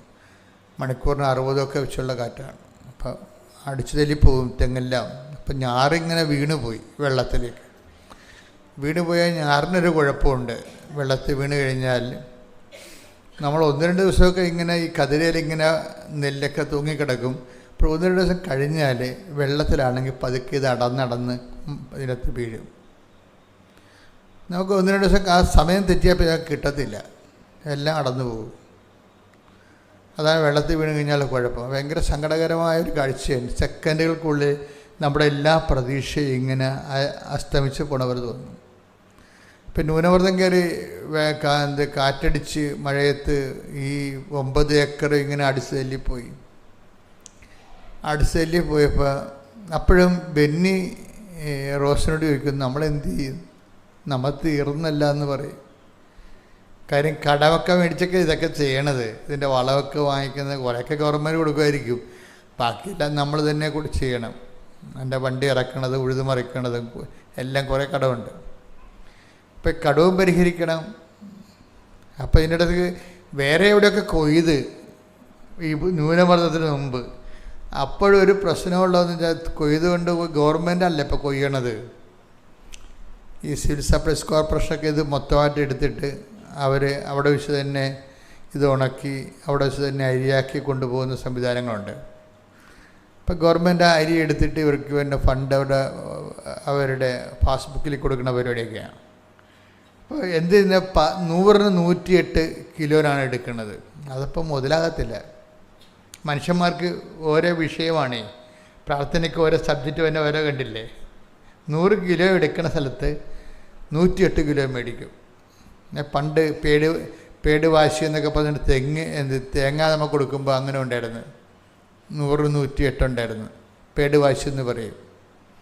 എന്നുവെച്ചാൽ നമ്മൾ മടപ്പുറം തേങ്ങ കൊടുക്കത്തില്ലേ, ഇപ്പോൾ കൊടുക്കുമ്പോൾ 100 തേങ്ങ കൊടുത്താൽ അവർ തേങ്ങക്കാർ 108 എടുക്കും. ഇതിൻ്റെത് വല്ലതും പേട് പൊതിച്ച് കഴിയുമ്പോൾ പേടുണ്ടാകും എന്നൊക്കെ പറഞ്ഞുകൊണ്ട് എടുക്കണതാണ്. അപ്പോൾ അതൊക്കെ ഭയങ്കര നഷ്ടമാണ്. ഓരോ 100 തേങ്ങയ്ക്ക് 8 തേങ്ങ നഷ്ടപ്പെടും. അതുപോലെ തന്നെയാണ് ഈ നെല്ലിനും. ഗവൺമെൻറ് നെല്ലെടുക്കുമ്പോഴും ഇടനിലക്കാരെക്കൊണ്ടാണല്ലോ എടുപ്പിക്കുന്നത്. യവന്മാർ അവിടെ ലാഭത്തിൽ നിന്ന് ഒപ്പിക്കാൻ വേണ്ടി 100-108 കിലോ അളക്കാൻ പറയും. ഇപ്പോൾ മിനി റോസിൻ്റെ പ്രശ്നം, റോസ്ബെരിയുടെ പ്രശ്നം, ഈ 100-8 വെച്ചാണ് ഇത് അളക്കണമെന്നുണ്ടെങ്കിൽ 100 കണക്കിന് കിലോ കിൻഡൽ നഷ്ടപ്പെടും. അപ്പോൾ പിന്നെ നമുക്ക് കിട്ടാത്ത കണക്കായിരിക്കും. അപ്പോൾ അവളിപ്പം മാതാവിനോട് പറയും, മാതാവേ 100-108 വെച്ചാൽ നമുക്ക് നിൽക്കാപ്പള്ളിക്കളിയില്ല. ഇപ്പം ഈ കാലങ്ങളിലൊരു പ്രത്യേകത എന്ന് പറഞ്ഞ് ഉടമ്പടി എടുക്കുന്ന ചില ആൾക്കാർ ഭയങ്കരമായിട്ട് ഉടമ്പടി പ്രയോജനപ്പെടുത്തും. ഉടമ്പടി എന്ന് പറയുമ്പോൾ ദൈവം ഉദ്ദേശിക്കുന്നത് ബൈലാറ്ററൽ എഗ്രിമെൻ്റ് അല്ലേ. ഉടമ്പടി എന്ന് പറയുന്നത് എന്താണ്? ബൈലാറ്ററൽ എഗ്രിമെൻ്റ് എന്ന് വെച്ച് കഴിഞ്ഞാൽ ഉഭയകക്ഷി കരാറ്. ഉഭയകക്ഷി എന്ന് വെച്ചാൽ 2 കക്ഷികൾ തമ്മിൽ. അപ്പോൾ ഉടമ്പടി നമ്മൾ ശ്രദ്ധയോടുകൂടിയാണ് എടുക്കണമെന്നുണ്ടെങ്കിൽ ദൈവം ഒരു വ്യക്തിയായിട്ട് നമ്മളൊരു വ്യക്തിയായിട്ട് ഈക്വലായിട്ട് വരും. ഇത് ചില ആൾക്കാർക്ക് ഇതിൻ്റെ ഇക്കണോമിക്സ് അറിയാൻ പറ്റും. ഞാനും ദൈവവും ഇപ്പോൾ ഒരു ഉടമ്പടിയിലാണ്. അപ്പോൾ അതുകൊണ്ട് ചില ആൾക്കാർ എന്തെല്ലാം പ്രശ്നം വന്നാലും തളരത്തില്ല. എന്താ കാര്യം? ഉടമ്പടിയാണ്, ഉടമ്പടിയിലുള്ളതാണ്. ഇപ്പം മോഡി പ്രധാനമന്ത്രി ട്രംപിനെ പോയി കെട്ടിപ്പിടിച്ചാലും അവർ തമ്മിൽ വലിയ ബിസിനസ് ഡീലൊക്കെ നടത്തിയാലും റഷ്യക്കാരൻ കുലുങ്ങത്തില്ല. എന്താ കാര്യം? നമ്മൾ പത്രക്കാരൊക്കെ പറയും റഷ്യയിൽ നമ്മൾ മാറാൻ പോവുകയാണ്, നമ്മൾ അമേരിക്കയുമായിട്ട് ചേരിൽ വരാൻ പോവുകയാണെന്നൊക്കെ പറഞ്ഞാലും പുടിൻ അവിടെ ഇരുന്നുകൊണ്ട് ഒന്നും കുലുങ്ങത്തില്ല. എന്താ കാര്യം? ഇന്ത്യയുമായിട്ട് വർഷങ്ങളോളം അവരുടെ ഉടമ്പടിയിലാണ്. ഇതിൻ്റെ അപ്പുറത്ത് ഫോറിൻ കണക്ഷൻസ് ഒന്നും ചെയ്യാൻ പറ്റത്തില്ല. ഉടമ്പടിക്കെതിരാണത്. അത് മോഡി ഒട്ട് ചെയ്യത്തുമില്ലെന്ന് പുടിനറിയാം. അപ്പം അതുകൊണ്ട് ഇതിൻ്റെ അകത്ത് വരുന്ന ഈ ഉടമ്പടിയുടെ ഗുണം അതാണ്. ബൈലാറ്ററൽ ആയിട്ടുള്ള ബൈൻഡിങ് ആണ്, മ്യൂച്വൽ ബൈൻഡിങ് വരും. അപ്പം നമ്മുടെ മുമ്പിലൂടെ എൻ്റെ മക്കളെ എൻ്റെ ദൈവത്തിൻ്റെ വിഷയത്തിൽ ഉടമ്പടി സിമ്പിളാണ്. അപ്പം നമ്മൾ ദൈവദൃശ്യത്തിൽ ഏറ്റിരിക്കുന്ന കാര്യങ്ങൾ നമ്മളൊരു ദൈവികമായ രീതിയിൽ എടുക്കണമെന്ന് മാത്രമേ ഉള്ളൂ. സിമ്പിളായിട്ട് നമ്മൾ മാനുഷ്യമായിട്ട് രീതിയിലാണ് ചില ആൾക്കാർ ഉടമ്പടി ചെയ്യണത്. അതുകൊണ്ടാണ് ദൈവം ബൈൻഡ് ചെയ്യാത്തതിൻ്റെ കാരണം. പക്ഷേ ദൈവം അതിനെ അഡ്ഹിയർ ചെയ്യത്തില്ല, ദൈവം അതിന് വശംവദനാകത്തില്ല. കാരണം വെച്ച് കഴിഞ്ഞാൽ നമ്മൾ ഉടമ്പടിയിൽ പല കാര്യങ്ങളും ഉഴപ്പും. നിങ്ങളാണെങ്കിൽ നിങ്ങൾ എത്ര കൊല്ലം മുമ്പാണെങ്കിലും ഉടമ്പടി ഉണ്ടായ കാലത്ത് ഇത് അമ്മയുടെ പ്രത്യക്ഷീകരണവുമായിട്ട് ബന്ധപ്പെട്ടുണ്ടായതാണ്. അമ്മയുടെ പ്രത്യക്ഷീകരണവുമായിട്ട് ബന്ധപ്പെട്ട് അമ്മയുടെ പ്രത്യക്ഷീകരണം സഭ ഏറ്റെടുക്കാനും പ്രത്യക്ഷീകരണത്തിൻ്റെ ദൈവ ആനുകൂല്യങ്ങൾ ദൈവം ഉടമ്പടിയുടെ ബേസ്മെൻറ്റിലാണ് നമുക്ക് തരണത്. അപ്പം ഇത് ഉടമ്പടി വേറെ പ്രത്യക്ഷീകരണം വേറെയല്ല, രണ്ടും ഒന്നാണ്. പ്രത്യക്ഷീകരണത്തിന് ദുരന്തമുണ്ടാകാൻ പോണ് പ്രാർത്ഥിക്കണമെന്നാണ് പറഞ്ഞിരിക്കുന്നത്. ആ പ്രാർത്ഥനയാണ് നമ്മൾ ഉടമ്പടി വഴി ചെയ്ത് തീർക്കുന്നത്. അതുകൊണ്ട് തന്നെ അതിന് അതിൻ്റേതായിട്ടുള്ള തനത് അനുഗ്രഹങ്ങൾ ഒത്തിരി ഉണ്ട് പ്രത്യക്ഷീകരണം. അതുകൊണ്ടാണ് ഈ അമ്മയുടെ പ്രത്യക്ഷീകരണം അംഗീകരിച്ചുകൊണ്ട് ഉടമ്പടി ചെയ്യുന്നവരുണ്ട്. അവരുടെ അത് വ്യത്യാസം ഉണ്ടാകും ഉടമ്പടിയിൽ. നിങ്ങളുടെ വിഷയത്തെ അടിസ്ഥാനപ്പെടുത്തിക്കൊണ്ടാണ് ചില ആൾക്കാർ ഉടമ്പടി ചെയ്യണത്. അപ്പോൾ അത് ഈ ലൂപ്പിംഗ് ചെയ്യുമ്പോൾ ഒന്ന് ശ്രദ്ധിച്ചാൽ മതി. ചിലപ്പോൾ നിങ്ങൾക്കൊരു വിഷയമുണ്ട്, ഓക്കെ, വീടിന് ലോൺ വേണം, അല്ലെങ്കിൽ നിങ്ങളുടെ കേസ് നിങ്ങളുടെ ബന്ധുക്കളാണെങ്കിൽ ജയിലിലാണെങ്കിൽ അവർ പുറത്തിറങ്ങണം, അതൊക്കെ ആയിരിക്കും നിങ്ങളുടെ ഉദ്ദേശം. ദാറ്റ് മേ ബി അത്. പക്ഷേ ഉടമ്പടി ചെയ്യുമ്പോൾ ഉടമ്പടി ബേസിക്കായിട്ട് എന്താണത്? അത് അമ്മയുടെ പ്രത്യക്ഷീകരണം 2004 ഡിസംബർ 7 സംഭവിച്ച പ്രത്യക്ഷീകരണം. ദുരന്തമുണ്ടാകാൻ കൊണ്ട് പ്രാർത്ഥിക്കണമെന്ന് പറഞ്ഞത് സമയഘടികാരത്തിൽ ചാർത്തിയ ലോക അന്ത്യത്തിൻ്റെ കളർ കാണിക്കുന്ന ഈ പ്രത്യക്ഷീകരണം അത് സഭ ഏറ്റെടുക്കാൻ വേണ്ടിയാണ് നമ്മളോട് പ്രാർത്ഥിക്കാൻ പറഞ്ഞിരിക്കുന്നത്. ആ പ്രാർത്ഥനയാണ് ഈ ഉടമ്പടിയിലൂടെ നടക്കുന്നത്. അതുകൊണ്ട് തന്നെ പ്രത്യക്ഷീകരണത്തെ ലിങ്ക് ചെയ്തുകൊണ്ടാണ് നിങ്ങൾ ഉടമ്പടി പുരോഗമിക്കണമെന്നുണ്ടെങ്കിൽ അതിന് വല്ലാത്ത മാറ്റങ്ങളുണ്ടാകും. നിങ്ങൾ ലിങ്ക് ചെയ്തിരിക്കുന്നത് നിങ്ങളുടെ വിസ പ്രോസസ്സിങ് നടക്കുകയാണ്, അല്ലെങ്കിൽ നിങ്ങൾക്ക് PR കിട്ടണം എന്നും പറഞ്ഞ് ആ ഒരു വിഷയത്തെയാണ്, വ്യക്തിപരമായ വിഷയത്തെയാണ് മാത്രമാണ് നിങ്ങൾ ലിങ്ക് ചെയ്യണമെന്നെങ്കിൽ ഉടമ്പടി കിതക്കും. പറയണ അത്രയ്ക്ക് പെട്ടെന്ന് വർക്കൗട്ട് ചെയ്ത് കയറത്തില്ല ഇത്. കാര്യം ഇത് എപ്പോഴും നമ്മൾ ഇത് എവിടെ നിന്നാണ് ഇതിൻ്റെ സോഴ്സ് വരണമെന്ന് നോക്കണം. അപ്പോൾ അതുകൊണ്ട് രണ്ടാമതെടുത്ത് മാറ്റിക്കുത്തണം. ഇപ്പോൾ നമ്മൾ ഒരു ലൈൻ പോയി കഴിഞ്ഞാൽ നമ്മൾ എന്ത് ചെയ്യും? അടുത്ത ലൈൻ കുത്തും. ആ ലൈനും പോയി കഴിഞ്ഞാൽ അടുത്ത ലൈൻ കുത്തും. അതാ 3 ഫേസിൻ്റെ ഒരു ഗുണം അതാണ്. അപ്പോൾ നിങ്ങളിത് നഷ്ടപ്പെട്ട് കഴിഞ്ഞാൽ നിങ്ങൾ പറയുന്ന രീതിയിലേക്ക് അല്ലെങ്കിൽ പ്രോപ്പറായിട്ടുള്ള പ്ലഗിങ് നടത്തണം. ഇതിൻ്റെ ഒരു മെക്കാനിസം പ്രോപ്പർ പ്ലഗിങ് എന്ന് പറഞ്ഞാൽ എന്താണ്? നിങ്ങളുടെ വിഷയവുമായിട്ടാണ് ഉടമ്പടി അറ്റാച്ച് ചെയ്തിരിക്കുന്നത്. അങ്ങനെ അറ്റാച്ച് ചെയ്ത് വർക്ക് ചെയ്യത്തില്ല. ഇത് പ്ലഗ് ചെയ്യേണ്ടത് അമ്മയുടെ പ്രത്യക്ഷീകരണമായിട്ടാണ് പ്ലഗ് ചെയ്യേണ്ടത്. നിങ്ങളെന്താ ദൈവത്തോട് പറയേണ്ടത്? ഉടമ്പടി എടുത്തുകൊണ്ട് എന്നെ പ്രത്യക്ഷീകരണത്തിൻ്റെ സാക്ഷിയാക്കണമേ. അതാണ് സംഭവം. അപ്പം നിങ്ങൾ മരം അറിഞ്ഞു വേണം കൊടിയിടാൻ. അപ്പം അതുകൊണ്ട് ഈ കൊടി നശിക്കണമെമ്പോൾ മരം നശിക്കണ മരങ്ങളില്ലേ, അങ്ങനെ ഇടത്തില്ല. അത് കൊടിയുടെ കാലം കഴിഞ്ഞാലും മരം നിൽക്കണത് കാണാം. കാരണം മരം അറിഞ്ഞ് കൊടിയിടണമെന്ന് പറഞ്ഞതിൻ്റെ കാരണം അതാണ്. അപ്പം അതുകൊണ്ട് കൊടിയെന്ന് പറയുന്നത് എന്താണ്? കുരുമുളക് കൊടി. കിഴക്കുള്ളവർക്ക് പെട്ടെന്ന് മനസ്സിലാകും, പടിഞ്ഞാറുള്ളവർക്ക് കൊടിയെന്ന് വെച്ചാൽ പെട്ടെന്ന് ഈ മാർക്സിസ്റ്റ് പാർട്ടിക്കാരുടെയും കോൺഗ്രസ്സുകാരുടെയും കൊടിയെന്നേ മനസ്സിലാകത്തുള്ളൂ. അപ്പം മരം പറഞ്ഞ് കൊടിയിട്ടെന്ന് പറഞ്ഞാൽ കുരുമുളക് കൊടിയുടെ കാര്യമാണ് പറയുന്നത്. അത് വല്ല കൊന്നപ്പത്തലേയും കൊണ്ട് ഇട്ട് കഴിഞ്ഞാൽ ശരിയാകത്തില്ല. അപ്പം അതുകൊണ്ട് അച്ഛൻ്റെ അഭിപ്രായത്തിൽ പ്ലഗിങ് സൂക്ഷിക്കണം. അമ്മയുടെ പ്രത്യക്ഷീകരണമാണ് അമ്മയുടെ പ്രത്യക്ഷീകരണം സഭ അംഗീകരിക്കാൻ എന്നെ കൂടി അതിൻ്റെ അകത്ത് എൻ്റെ പ്രാർത്ഥന കൂടി അമ്മ സ്വീകരിക്കണം. ദൈവമേ, അമ്മയുടെ പ്രത്യക്ഷീകരണം സഭ ഏറ്റെടുക്കാൻ വേണ്ടി ഞാൻ ഈ പത്രം കൊടുക്കുന്നു, ഞാൻ ഈ പ്രാർത്ഥന ചൊല്ലുന്നു. അപ്പോൾ ഇതെല്ലാം അപ്പോഴും ജെന്യൂനായിട്ടുള്ളൊരു പ്ലഗിങ് വരും അവിടെ. ജെന്യൂൻ പ്ലഗിങ് വന്നാൽ പിന്നെ നമ്മൾ ഇത്രയും കിതക്കേണ്ട കാര്യമില്ല. ഇപ്പം അതെല്ലാം വളരെ പെട്ടെന്ന് മെക്കാനിക്സായിട്ട് ചെയ്യണ കാര്യങ്ങൾ. ഇപ്പം നമ്മൾ മീൻ വെട്ടണം, നമ്മൾ കത്തിയെടുത്ത് നമ്മൾ ഓരോരുത്തരും ഇങ്ങനെ തല ചീവി കാല് വെട്ടി അതിൻ്റെ ചിറക് വെട്ടിയൊക്കെ ഇരിക്കട്ടെ. ഇപ്പം അങ്ങനെ അപ്പം ചൈനയിലൊരു മെഷീൻ കണ്ടില്ലേ, ഒരു മീനങ്ങോട്ട് ഇറക്കിയിട്ട് കൊടുത്തു കഴിഞ്ഞാൽ വെട്ടിക്കഴുകി മെഷീനിങ്ങോട്ട് തരും. ഇപ്പം പോയി അത് മേടിക്കണ്ട, അവിടെ ഇരിക്കുക, ധ്യാനം കഴിഞ്ഞിട്ട് പോവുക. അപ്പോൾ അതൊക്കെ അത് കാലം മാറി. അല്ലെങ്കിൽ നമ്മൾ ഒരു മീനുമായിട്ട് എത്ര നേരം ഇരിക്കണം. അപ്പോൾ അതുപോലെ തന്നെയാണ് പ്ലഗിങ് ജെനുവിനാണെങ്കിൽ പെട്ടെന്ന് സ്പീഡപ്പ് ആവും. നമ്മളുടെ കാര്യത്തിനാണിത് വെക്കുന്നുണ്ടെങ്കിൽ ദൈവത്തിന് അതിൻ്റെ അകത്ത് എന്താ കാര്യം? അതുകൊണ്ട് ദൈവം അതിൻ്റെ അകത്ത് ഇൻട്രസ്റ്റ് കാണിക്കത്തില്ല. അപ്പം അതുകൊണ്ട് ജെനുവിൻ പ്ലഗിങ് ഒരു പ്രധാനപ്പെട്ടതാണ്. ഇത് ആത്മാർത്ഥമായിട്ട് വേണം ഇത് പ്ലഗ് ചെയ്യാൻ. അത് നിങ്ങളും നിങ്ങളുടെ ഒരു ആവശ്യമായിട്ട് തോന്നണം. എന്ത് അമ്മയുടെ പ്രത്യക്ഷീകരണം സഭ ഏറ്റെടുക്കുന്നത് ദൈവത്തിൻ്റെ ആവശ്യമാണത്. പക്ഷെ അത് നമ്മുടെ ആവശ്യമാക്കി എടുത്തു കഴിഞ്ഞാൽ നമ്മൾ ദൈവത്തിൻ്റെ സ്വന്തമാകും. ഈ ദൈവത്തിൻ്റെ സ്വന്തമായി കഴിഞ്ഞാലുള്ള പ്രശ്നം വെച്ച് കഴിഞ്ഞാൽ കാര്യം കുറച്ച് സിമ്പിളാവും. ഞാൻ പറഞ്ഞു റോസ് ബെയിനിയുടെ കാര്യം പറഞ്ഞില്ലേ, റോസ് ബെന്നിയുടെ കാര്യം ബെന്നി പറയും, എന്ത് ചെയ്യും റോസേ, നമ്മെങ്ങനെ ജീവിക്കും, ഈ മഴയൊക്കെ കണ്ട മഴ മാറുന്ന ലക്ഷണമില്ല എന്നൊക്കെ പറയും. അപ്പോൾ റോസ് പറയും, നമ്മൾ അമ്മയുടെ ഉപ്പനെ കൊണ്ടുവന്ന് ഇട്ടിരിക്കണത്, അപ്പോൾ ഇതിന്ന് നമുക്ക് തരാതിരിക്കുക, താഴെ പണി ചെയ്യും, കുർബാനെ കൊണ്ട് കാശ് കൊടുത്തിട്ട് എൻ്റെ കൂടെ ഇന്ന് പ്രാർത്ഥിക്കാൻ പറയും. അപ്പോൾ എന്ത് ഒരു ക്രൈസിസ് ടൈമിൽ വൈഫ് എന്ന് പറയുന്ന ഒരു യഥാർത്ഥ വൈഫായിട്ട് അങ്ങോട്ട് മാറുകയാണ്. ഇത് അതായത് ഈ ക്രൈസിസ് ടൈമല്ലേ ഇത്. 9 ഏക്കറുണ്ട്, അത് പോയി കഴിഞ്ഞാൽ പിന്നെ ഇനി കടം മേടിച്ചാലേ വിത്ത് കിട്ടത്തുള്ളൂ വിതക്കാൻ വേണ്ടി.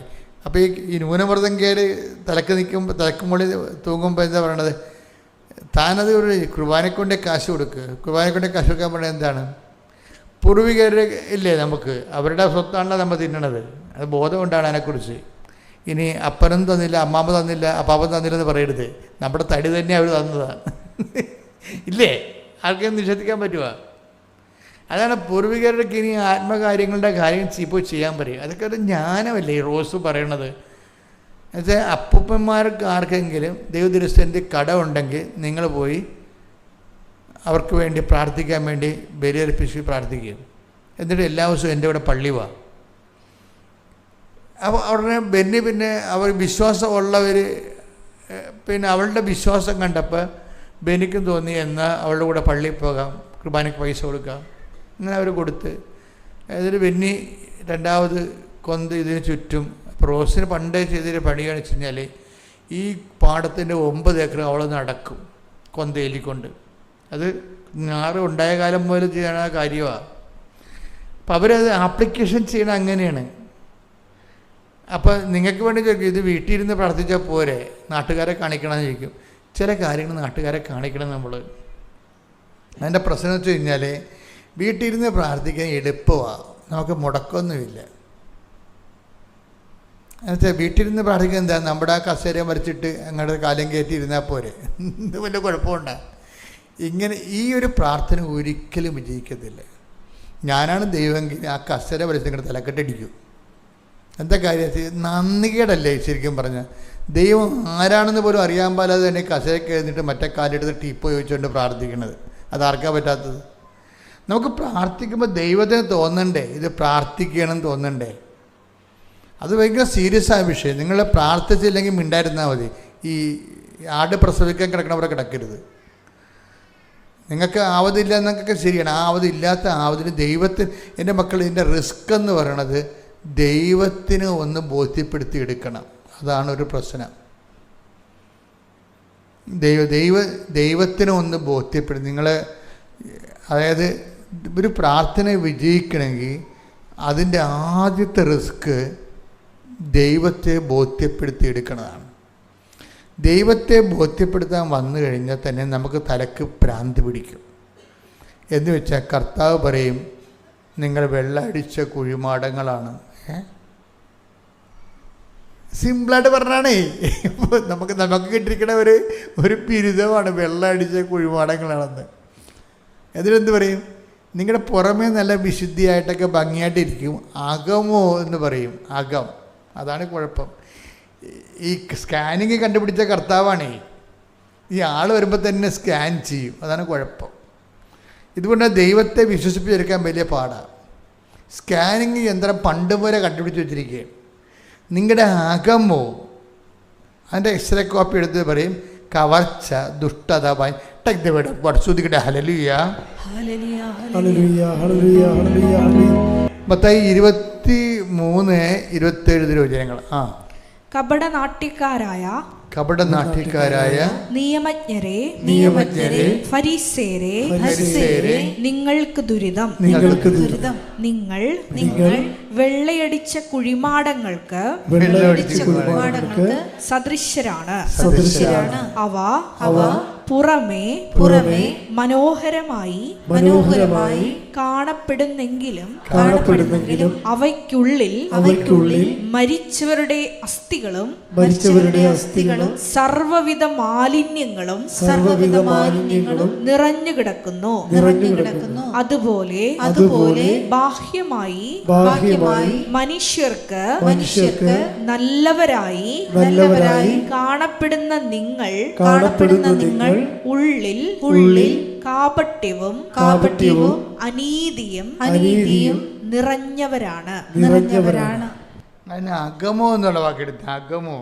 ലൂക്ക 11:39 ഏറ്റു പറഞ്ഞ, അപ്പോൾ കർത്താവ് അവരോട് പറഞ്ഞു, ഫരീസ്യരായ നിങ്ങൾ കോപ്പകളുടെയും പാത്രങ്ങളുടെയും പുറം കഴുകി വെടിപ്പാക്കുന്നു. നിങ്ങളുടെ അകമോ കവർച്ചയും ദുഷ്ടതയും കൊണ്ട് നിറഞ്ഞിരിക്കുന്നു. ഈ അകം ഒരു പ്രശ്നമാണ്. കർത്താവ് ഇയാളെ നമുക്ക് ദൈവത്തെ വിശ്വസിപ്പിക്കാനുള്ള കുഴപ്പം, ഈ ദൈവം ഇങ്ങനെ നമുക്കൊരു ഫോട്ടോ എടുത്തു കഴിഞ്ഞാൽ, ഇന്നലെ ഇവിടെ ഒരു ഫോട്ടോഗ്രാഫർ ഇവിടെ വന്നായിരുന്നു. അയാൾ എന്നോട് പറഞ്ഞു, അച്ഛാ ഇതിൻ്റെ 3D എടുക്കാൻ നമുക്ക്, ഇത് പിന്നെ 360 ഡിഗ്രി ഇത് റൊട്ടേറ്റ് ചെയ്യണ രീതി എടുക്കാമെന്ന് പറഞ്ഞു. അപ്പോൾ നമുക്കത് വെബ്സൈറ്റിൽ ഇട്ട് കഴിഞ്ഞാൽ ഒരേ സമയത്ത് ഒരു ഫോട്ടോ നോക്കുമ്പോൾ മൊബൈൽ ഇങ്ങനെ അങ്ങോട്ടും ഇങ്ങോട്ടും ചലിപ്പിക്കുന്നതനുസരിച്ച് കൊണ്ട് ഈ ഒരു ഫോട്ടോയിൽ തന്നെ കൃപാസനത്തിൻ്റെ മുഴുവൻ വർക്കുകൾ കയറി വരും. ഒരു ഫോട്ടോ നോക്കിയാൽ മതി, നല്ലൊരു ടെക്നീഷ്യനാവുള്ളേക്ക്. അപ്പം അതുപോലെ തന്നെയാണ് ഇതുപോലെ ഈ ഈശോൻ്റെ അടുത്ത് വരുമ്പോൾ കുഴപ്പം, ഈ പുറം മാത്രമല്ല അകം കുറേ കാണും, അകം കാണിക്കും. അതാണ് ഏറ്റവും വലിയ അബദ്ധം എന്ന് പറയണത്. ദൈവതിരുസന്നിധിയിൽ ഇന്ന് അവളുടെ കുഴപ്പം ഈ അകമോ. ഇപ്പം കണ്ടില്ലേ 11:30 എന്താ ലൂക്ക 11:39 അകമോ. അതെന്താ നേരത്തെ നമ്മൾ വായിച്ചത് എന്തായിരുന്നു? മത്തായിയുടെ സുവിശേഷം 23:20 അപ്പം ഈശോന് ഉള്ളിലെന്ന് പറഞ്ഞ്, ഇവിടെ ലൂക്ക അകമെന്ന് പറഞ്ഞത്. അപ്പം അകവും ഉള്ളിലും ദൈവം ഇങ്ങനെ വിഷ്വലൈസ് ചെയ്യുന്നൊരു സംഭവമാണ്. അതുകൊണ്ടാണ് ഉടമ്പടി നമ്മളെപ്പോഴും നിങ്ങൾ കുമ്പസാരിക്കണമെന്ന് പറയുന്നതിൻ്റെ കാരണം. കുമ്പസാരത്തിൽ ചെയ്ത പാപങ്ങൾ മാത്രമേ നമുക്ക് കുമ്പസാരത്തിൽ പറയാൻ പറ്റത്തുള്ളൂ. ചെയ്ത പാപങ്ങൾക്ക് അനുതാപം ഉണ്ടെങ്കിൽ ഏറ്റു പറഞ്ഞാൽ അതിൻ്റെ ഗുണമുണ്ടാവും. പക്ഷെ പാപം ചെയ്യാനുള്ള പ്രവണത എന്ന് പറയണത് നമ്മളുടെ നിലപാടാണത്. ഇപ്പം ഇപ്പോൾ റോസ് ബെന്നിയുടെ കാര്യം, റോസ് ബെന്നിക്ക് 9 ഏക്കറുണ്ട്. അപ്പോൾ മറ്റുള്ളവരെല്ലാവരും നമ്മുടെ അകം ശരിയല്ലെങ്കിൽ, റോസ് ബെന്നി എന്നെ ഈ സാക്ഷ്യം പറഞ്ഞപ്പോൾ പറഞ്ഞ ഒരു കാര്യം എന്ന് വെച്ചാൽ, ഞാൻ ഈശോയോട് പറഞ്ഞത്, ഈശോ എൻ്റെ പാടശേഖരത്തിൻ്റെ പ്രശ്നമല്ല, ഞങ്ങൾക്കിത് തന്നില്ലെങ്കിൽ കുഞ്ഞുങ്ങളെ പഠിപ്പിക്കാൻ അവിടെ ഹോസ്റ്റൽ ഫീസൊന്നും കൊടുക്കാൻ പറ്റത്തില്ല, കോളേജ് ഫീസ് കൊടുക്കാൻ പറ്റത്തില്ല. പക്ഷേ എന്നെപ്പോലെ കുട്ടനാട്ടിലുള്ള എല്ലാ പാടശേഖരങ്ങളും ഞാൻ സമർപ്പിക്കുകയാണ്. അവരും എന്നേക്കാൾ കടക്കാരായിരിക്കും മിക്കവാറും. അതാണ് പ്രശ്നം. അതാണ് ഈ അകമോ എന്ന് പറഞ്ഞത്. അകമോ എന്ന് പറഞ്ഞത് വെച്ചാൽ അകം ഒരു പ്രശ്നമാണ്. ഇപ്പോൾ റോസ് ബെന്നിയെ സംബന്ധിച്ചത് ഈ പ്രാർത്ഥന ദൈവത്തിൽ കേൾക്കാതിരിക്കാൻ പറ്റത്തില്ല. എന്താ കാര്യം? അകം ഓക്കെയാണ്. ചില ആളെ സംബന്ധിച്ചിടത്തോളം എനിക്ക് മാത്രം കൊയ്താൽ മതി, ബാക്കിയെല്ലാം നശിക്കണമെന്നുള്ള ആഗ്രഹം ഉണ്ടാവും. അതാണ് അകമോ. കവർച്ചയും ദുഷ്ടതയും കൊണ്ട് നിറഞ്ഞിരിക്കുന്നു, അല്ലേ? കവർച്ച വെച്ചാൽ നമ്മൾ മാത്രം രക്ഷപ്പെടണം, ബാക്കിയുള്ളവരെല്ലാം ഗതി പിടിക്കാതെ പോരണം. ഇവർ പറയണ കാര്യം അത് നമ്മുടെ ജാതിക്കാരല്ലെന്ന് പറയണം. ഇപ്പം ഇങ്ങനെ സംഭവമല്ലേ? അതാണ് വിഷയം വേണ്ടത്. അപ്പം ഇങ്ങനെ വരുമ്പോൾ ഈ ജാതിയും സ്പർദ്ധയും എല്ലാം കയറി വരുമ്പോൾ അകം മോശമാകും. അകം മോശമാവും. അപ്പം എപ്പോഴും നമ്മൾ ശ്രദ്ധിക്കേണ്ടത്, അതുകൊണ്ടാണ് ഈശോ പറയണത്, ഈശോ ഈ അകമോ എന്ന് പറഞ്ഞത് റിപ്പീറ്റ് ചെയ്യണത് മനുഷ്യരിൽ അവൻ വിശ്വസിച്ചില്ല എന്നുള്ളതാണ്. അകം മോശമാണെങ്കിൽ പിന്നെ നമ്മളെ ദൈവം വിശ്വസിക്കത്തില്ല. അകം മോശമാണെങ്കിൽ ദൈവം നമ്മളെ വിശ്വസിക്കത്തില്ല. അതാണ് 2:24 യോഹന്നാന്റെ സുവിശേഷം. യേശുവാകട്ടെ അവരെ വിശ്വസിച്ചില്ല.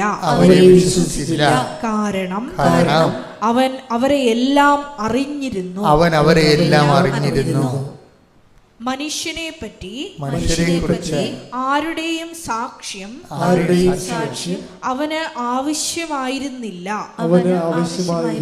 മനുഷ്യനിലുള്ളത് എന്താണെന്ന് അവൻ വ്യക്തമായി അറിഞ്ഞിരുന്നു. അപ്പൊ ഒന്നിട്ട് പറഞ്ഞു നോക്കണം, മനുഷ്യരെ കുറിച്ച് ആരുടെയും സാക്ഷ്യം അവന് ആവശ്യമായിരുന്നില്ല. കാരണം മനുഷ്യനിലുള്ളത് എന്താണെന്ന് അവൻ വ്യക്തമായി അറിഞ്ഞിരുന്നു. അപ്പൊ ശുപാർശ നടക്കത്തില്ലെന്നായി പറയണത്. അതല്ലേ പറയണത്. മനുഷ്യരെക്കുറിച്ച് ആരുടെയും സാക്ഷ്യം അവന് ആവശ്യമില്ല. എന്താ കാര്യം? ഇപ്പം നമ്മളിവനെ ശുപാർശ ചെയ്താലും ഇവൻ കയ്യിരിപ്പ് മോശമാണെങ്കിൽ വർക്കൗട്ട് ചെയ്യത്തില്ല. അത് നമ്മൾ വളരെ ശ്രദ്ധിക്കണം. അതായത് മനുഷ്യരെക്കുറിച്ച് ആരുടെയും സാക്ഷ്യം ആവശ്യമായിരുന്നില്ല. കാര്യം എന്താണ്? മനുഷ്യൻ്റെ ഉള്ളിലുള്ളത് എന്താണെന്ന് അവൻ അറിഞ്ഞിരുന്നു.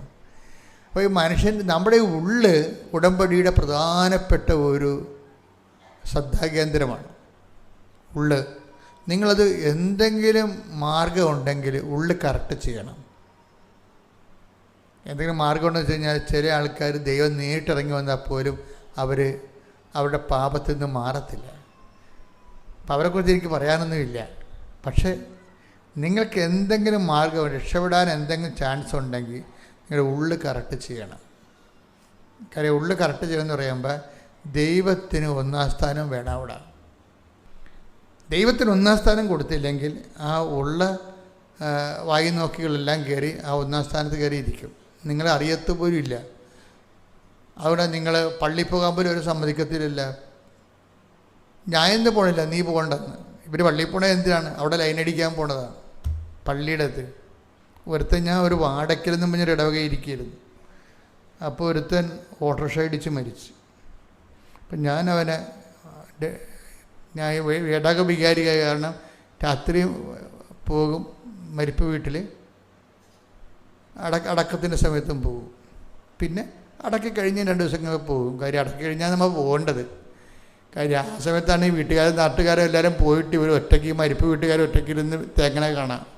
അപ്പോൾ നമ്മൾ പള്ളിക്കാർ പോയി അവിടെ കർത്താവിൻ്റെ ഒരു സാന്നിധ്യം നമുക്ക് കൊടുക്കണം അവർക്ക്. അത് പ്രധാനപ്പെട്ട ദിവസങ്ങളാണ്. മരിപ്പിൻ്റെ ഇടയ്ക്ക് പോയില്ലെങ്കിൽ മരിപ്പ് കഴിഞ്ഞ് നിങ്ങൾ ബന്ധുക്കളുടെ വീട്ടിൽ പോകണം. അതായത് നിങ്ങളെല്ലാം പിരിഞ്ഞു പോകാൻ വേണ്ടിയല്ല ചെല്ലണത് തന്നെ. മരിപ്പ് വീട്ടിൽ പോയിട്ടും വാച്ചിട്ട് നോക്കുന്ന ആൾക്കാരല്ലേ ഉള്ളത് നമ്മുടെ ബന്ധുക്കളെന്ന് പറഞ്ഞിരിക്കുന്ന ആൾക്കാർ. എപ്പോൾ അടക്കാൻ പറ്റും? അച്ഛമ്മനില്ല എന്ന് പറഞ്ഞ് നിൽക്കണ കാണാം ആൾക്കാർ. ഇതിങ്ങനെ കണ്ടല്ലേ ഈ മരിപ്പ് 3 മണിക്ക് അടക്കുമെന്ന് പറഞ്ഞാൽ പിന്നെ ആൾക്കാരെല്ലാം ഇതിങ്ങനെ കാണിക്കണ കാണാം. നമ്മളവർക്കും വല്ല പാർക്കിൻസൺസും ആണെന്ന്. പാർക്കിൻസൺസ് അല്ല, സമയത്തിട്ട് നോക്കണതാണ് വാച്ച്. അച്ഛൻ വന്നില്ലെന്ന്. ഇത്രയുള്ള ബന്ധുക്കളൊക്കെ മര്യാദക്ക് ദൈവമായിട്ടൊരു പിടിപാടുണ്ടാക്കി എടുക്കുക കേട്ടോ. നിങ്ങൾ ഈ പറഞ്ഞ 1-ാം സ്ഥാനത്ത് കയറി വയ്ക്കുന്ന ആൾ ഒന്നും ഉതകത്തില്ല. ശ്രുതികട്ടെ ഹല്ലേലൂയ.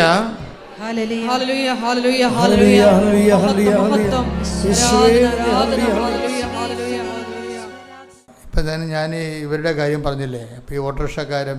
അപ്പം നമ്മൾ ദൈവത്തിന് 1-ാം സ്ഥാനം കൊടുത്തില്ലെങ്കിൽ വേറെ ആൾക്കാരൊക്കെ വരിഞ്ഞു കയറി നമ്മുടെ ജീവിതത്തിലിരിക്കും.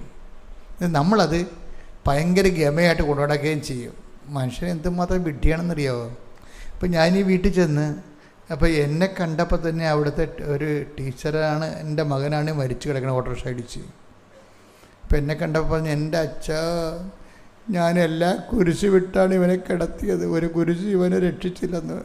അപ്പോൾ എനിക്കിട്ട് പാരപണിയാണ്. മരിപ്പിൻ്റെ ഇടയ്ക്ക് അച്ഛനിട്ട് പണി കൊടുക്കണവരെ അവർ പറഞ്ഞു ഞാനെല്ലാം കുരിശ് വിട്ടാണ് ഇവനെ കിടത്തിയത്, ഉറക്കിയത് കുഞ്ഞുനാൾ മുതൽ. ഒരു കുരിശും അവനെ രക്ഷിച്ചില്ലെന്ന്. ഇതാണ് ബേസിക് അവരുടെ. എനിക്ക് അറിയാം എന്തുകൊണ്ടാണ് കുരിശൊന്നും രക്ഷിക്കാഞ്ഞെന്ന്. അത് എനിക്കവിടെ പറയാൻ പറ്റുമോ? ഇവർക്ക് ഞാനവിടെ കക്ഷിയല്ലല്ലോ അതിൻ്റെ. എന്താ സംഭവിച്ചത്, ഇവൻ അവിടെ നിന്ന് പോരണത്, വീട്ടിൽ നിന്ന് പോന്നിട്ട് ഈ കുർബാന ഉയർത്തുന്ന സമയത്ത് എല്ലാം ഇവൾ ഒരു ലൈനുണ്ട്, അവളെ വിളിച്ച് പള്ളിയിൽ നിന്ന് ഇറക്കിയിട്ട് പള്ളിയുടെ മണിമാരുടെ മുകളിലൊക്കെ ഇരുന്നുകൊണ്ട് സംസാരിച്ചുകൊണ്ടിരിക്കുന്ന പരിപാടി. പ്രൊട്ടക്ഷൻ പോയി. എപ്പോഴും നമ്മൾ ശ്രദ്ധിക്കണം. നമ്മൾ ഒന്നിറങ്ങിയ നേരം വിളിക്കുമെന്ന് വിചാരിക്കരുത്. കാര്യം നമ്മൾക്ക് ദൈവം നമ്മളെ നിലനിൽക്കുന്നത് തന്നെ ദൈവം നമ്മുടെ പ്രൊട്ടക്ഷനുണ്ട്. നമുക്ക് പുറകിൽ കണ്ണില്ലെന്ന് എപ്പോഴും ഓർത്തേക്കണം. പുറകിലെ കണ്ണ് ദൈവത്തിൻ്റെ കണ്ണാണ്. അത് നിങ്ങൾ ഈ തലക്കെട്ട് കെട്ടി അടച്ചു വെക്കരുത്. ഞാൻ പോരാളിയാണെമ്പോൾ ഞാൻ തലക്കെട്ട് കെട്ടുന്നത്. തലക്കെട്ട് കെട്ടുമ്പോൾ ദൈവത്തിൻ്റെ പുറകിലെ കണ്ണ് അടഞ്ഞു പോകും. ദൈവത്തിൻ്റെ കണ്ണാണത്. എൻ്റെ പ്രശ്നം വെച്ചാൽ ദൈവമാണ്. നമുക്കെല്ലാവരും കാണാൻ പറ്റില്ല മക്കളെ. ജോലി ഉണ്ടെന്ന് വെച്ചാൽ നമുക്ക് സമാധാനം ഉണ്ടാകുന്ന നിർബന്ധമില്ല. ആരോഗ്യം ഉണ്ടെന്ന് വെച്ചാൽ നമുക്ക് സന്തോഷമുണ്ടെന്ന് നിർബന്ധമില്ല. കുറേ പകുതിയോളം കാര്യം ദൈവത്തിൻ്റെതാണ്.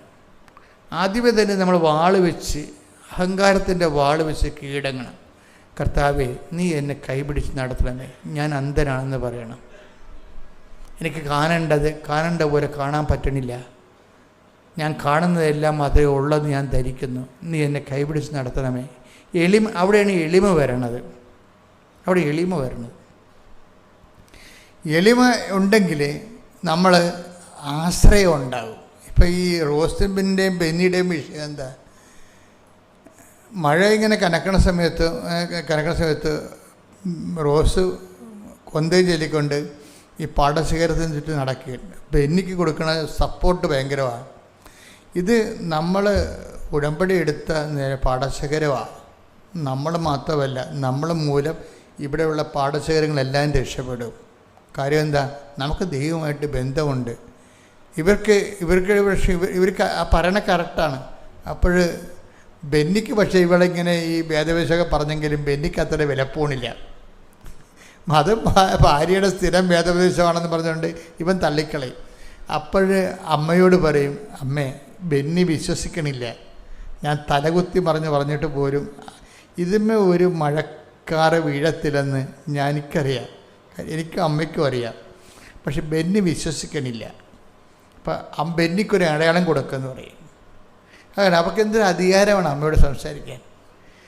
എനിക്ക് വിശ്വാസമുണ്ട്, പക്ഷെ ബെന്നി വിശ്വസിക്കണില്ല. ബെന്നിക്കൊരു അടയാളം കൊടുക്കാൻ പറയും. അതെന്തൊരു കമാൻഡാണ്, അമ്മയോട് പറയണതാണ്. ആ പറഞ്ഞ് വായി നാക്കിട്ടില്ല, അപ്പം തന്നെ മഴവില്ലിങ്ങനെ വന്ന് വീശി അങ്ങ് നിൽക്കും പാടത്ത്. അപ്പം ബെന്നി വിളിക്കും, ബെന്നി നോക്ക് അമ്മ വന്നിട്ടുണ്ടെന്ന് പറയും. അതാണ് ബന്ധം എന്ന് പറയണത്. ബെന്നി നോക്ക് അമ്മ വന്നിട്ടുണ്ട്, ഇപ്പം മതിയാ. ചോദിക്കാതിരിക്കുകയാണ് എപ്പോഴും നല്ലത് ദൈവത്തോട്. ഗതികെട്ടാൽ ചോദിക്കണം. ചോദിച്ച് ദൈവത്തിനെ പരീക്ഷിക്കാതിരിക്കുകയാണ് എപ്പോഴും നല്ലത്. പക്ഷേ ഇപ്പോൾ ബെന്നി വിശ്വസിക്കാത്തത് കൊണ്ടാണ് അവളങ്ങനെ പറയണത്. പിന്നെ എന്താ സംഭവിക്കണമെന്നറിയാം? പിന്നെ അവൾ പറയണതേ, പിന്നൊരു വെയിലിങ്ങോട്ട് വന്നിട്ടുണ്ടല്ലോ അച്ഛാ, ഇവിടെ ഈ പാടശേഖരത്തിൽ വെള്ളം പറ്റിയ വഴിയറിഞ്ഞില്ലെന്ന്. ഞങ്ങൾക്ക് എല്ലാ പാടശേഖരത്തിലും കൂടി വണ്ടി ഇറങ്ങുകയാണ്. ഞങ്ങൾക്ക് വണ്ടി കിട്ടുമെന്ന് ഞാൻ അമ്മയോട് ചോദിച്ചു. അമ്മേ, വണ്ടിയെല്ലാം ഓരോരുത്തർ പാർട്ടി ബേസിലൊക്കെ അല്ലേ വണ്ടി കിടക്കണത്. അപ്പം അതുകൊണ്ട് വണ്ടിക്കാർ അവരുടെ ബന്ധമുള്ള പാടശേഖരങ്ങളിലൊക്കെയാണ് വണ്ടി ഓടിച്ച് അത് കൊയ്ത് കിട്ടത്തുള്ളൂ. അപ്പം ഞങ്ങൾക്ക് വണ്ടി കിട്ടുമോ അമ്മയെന്ന് ചോദിക്കുമ്പോൾ 4 വണ്ടി ഒരുമിച്ച് വരും. എന്നിട്ട് അവരങ്ങോട്ട് കൊയ്ത് ടക്കടകാന്ന് കൊയ്ത് 9 ഏക്കറും കൊയ്ത് കൊടുത്തിട്ട് പോകും. ഒരു നെല്ല് പോലെയാണ്. അപ്പോഴുണ്ട് ഗവൺമെൻറ് വിളിച്ച് പറയണ് 100-ന് 8 വേണ്ട, 100-ന് 1 മതിയെന്ന്. അപ്പം നോക്കി എന്ത് ആ സെക്ഷൻ പോണ പോക്ക് കണ്ടില്ലേ? അതെന്ന് പറയണത് ഉടമ്പടിയാണ്. ഉടമ്പടി എന്ന് പറയുമ്പോൾ ആ ഉടമ്പടി എടുക്കുന്ന ആളിന് ചഞ്ചലിപ്പുണ്ടാകരുത്. നമുക്ക് ചഞ്ചലിപ്പുണ്ടോ? ഇപ്പം നമ്മൾ മോട്ടർ അടിക്കുമ്പോൾ എയർ കയറുമല്ല ഇല്ലേ? നിങ്ങൾ മോട്ടർ കണ്ടിട്ടില്ലേ? ഓ ഭാഗ്യം. മോട്ടർ അടിക്കുമ്പോൾ എയർ കയറും. ചില സമയത്ത് വെള്ളം കയറത്തില്ല. വെള്ളം കയറും, മോട്ടർ ഇങ്ങനെ കറങ്ങിക്കൊണ്ടേയിരിക്കും. പക്ഷെ നമ്മൾ അറിയത്തില്ല, വെള്ളം കയറുന്നുണ്ട്. എന്നിട്ട് നമ്മളിങ്ങനെ കഴുത്ത് വലിച്ചിങ്ങനെ മുകളിലോട്ട് നോക്കും, എന്താണ് ഓവർഫ്ലോ ചെയ്യുന്നുണ്ട്, ഇങ്ങനെ നോക്കും. എന്നിട്ട് ഇടയ്ക്കിടയ്ക്ക് വന്നിട്ട് നമ്മളെ മെസ്സിയിട്ട് കളിപ്പിക്കുകയും ചെയ്യും, തീ കൂട്ടുകയും കുറയ്ക്കുകയും ചെയ്യും. ചാടി വന്നിട്ട് മോട്ടർ ടാങ്കിൽ നോക്കും, ഓവർഫ്ലോ ചെയ്യുന്നുണ്ട്. ഇവിടെ ഈ മോട്ടർ അടിക്കുന്നുണ്ട്, ഇതിന് ഓവർഫ്ലോ വരണില്ല എന്ന് പറയും. അപ്പോൾ നോക്കണ പറഞ്ഞേ, മോട്ടർ അടിക്കുന്നുണ്ട്, വെള്ളം കയറുന്നില്ല, ഗ്യാസാണ് കയറണത്. അപ്പോൾ ഇനി രണ്ടാമതെല്ലാം രണ്ടാമത് പണിയേണ്ടി വരും. ഇതുപോലെയാണ് നമ്മുടെ ഒരു വിഷയത്തിൽ വരണത്. പ്രാർത്ഥിക്കുന്നുണ്ട് നമ്മൾ, മരണപ്രാർത്ഥനയാണ്. പക്ഷെ ടെൻഷൻ കയറിപ്പോവും. ഇതിൻ്റെ ഇടക്കൂടി ഗ്യാസ് കയറുന്നുണ്ട്. ടെൻഷൻ മാത്രമേ ഉണ്ടാകത്തുള്ളൂ, പ്രാർത്ഥന കയറത്തില്ല. അതിതാണ് ഈ അബദ്ധം പറ്റണത്. അപ്പോൾ അതുകൊണ്ട് ഈ റോസിൻ്റെ ഒരു വിശ്വാസത്തിലേക്ക് വരണം. എത്ര മഴക്കാറ് കണ്ടാലും അമ്മ ഇത് കൊയ്ത് നമുക്ക് തരും, അമ്മ ഇത് കൊയ്ത് തരും എന്ന് ബലമുണ്ടാകണം. ഇത് ബലമുണ്ടാകും എന്ന് പ്രാർത്ഥിച്ച മക്കളെ, കർത്താവായ ദൈവമേ, എല്ലാ വിഷമങ്ങളുടെ ഇടയ്ക്കും നല്ല ഉറപ്പ് കിട്ടാൻ, നല്ല അവലംബം കിട്ടാൻ ഞങ്ങൾക്ക് പ്രത്യേകമായ ആത്മധൈര്യം നൽകണമേ. ശ്രുതികട ഹല്ലേലൂയ.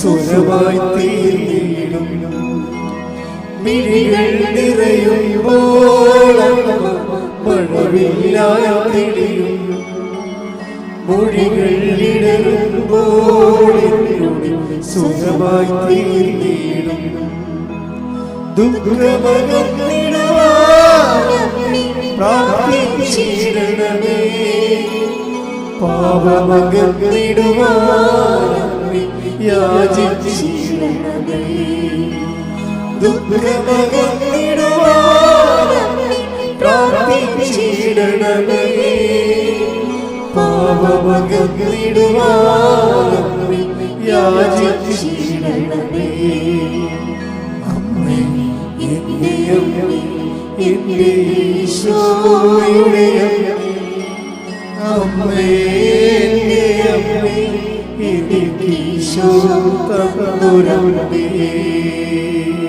പരിശുദ്ധ പരമദിവ്യകാരുണ്യത്തിന് നേരവും ആരാധനയും സ്തുതിയും പുകഴ്ചയും ഉണ്ടായിരിക്കട്ടെ. ഇതുപോലെ തന്നെ ഒരു സാക്ഷ്യമാണ് ഈ ആഴ്ചത്തെ നല്ലൊരു സാക്ഷ്യമാണ്. ഈ 2 ഡോക്ടർമാരുടെ സാക്ഷ്യം ഉണ്ടായിരുന്നു. ഡോക്ടർമാർ 2 പേരും ഇവിടെ രാജഗിരിയിലെ ഡോക്ടർമാരാണ്. രാജഗിരിയിലെ ഡോക്ടർമാർക്ക് നല്ല ആശുപത്രിയാണ്, നല്ല ശമ്പളം കിട്ടും. അപ്പോൾ അവർക്ക് പക്ഷേ കുറേ നാൾ എല്ലാവർക്കും ഉണ്ടാകുന്നൊരു അവസ്ഥയാണ്. ഇപ്പോൾ നമ്മൾ അച്ഛന്മാരാണെങ്കിലും ഒരു പള്ളിക്കൊണ്ട് ഇട്ട് കഴിഞ്ഞാൽ 5 കൊല്ലം കഴിയുമ്പം പിതാക്കന്മാർ മാറ്റുമല്ലോ. അപ്പോൾ ഒരു സ്ഥലത്ത് തന്നെ വർക്ക് ചെയ്യുമ്പോൾ ഒരു റിലീവിങ് എടുക്കാൻ തോന്നും നമുക്ക്. കാര്യം അവിടെ പ്രൊഫഷനെ സംബന്ധിച്ചിടത്തോളം കുറച്ചുകൂടി അപ്ഡേഷൻസ് വേണമെന്ന് തോന്നും. നിങ്ങൾക്കത് എല്ലാവർക്കും മനസ്സിലാവുമെന്ന് അറിയത്തില്ല.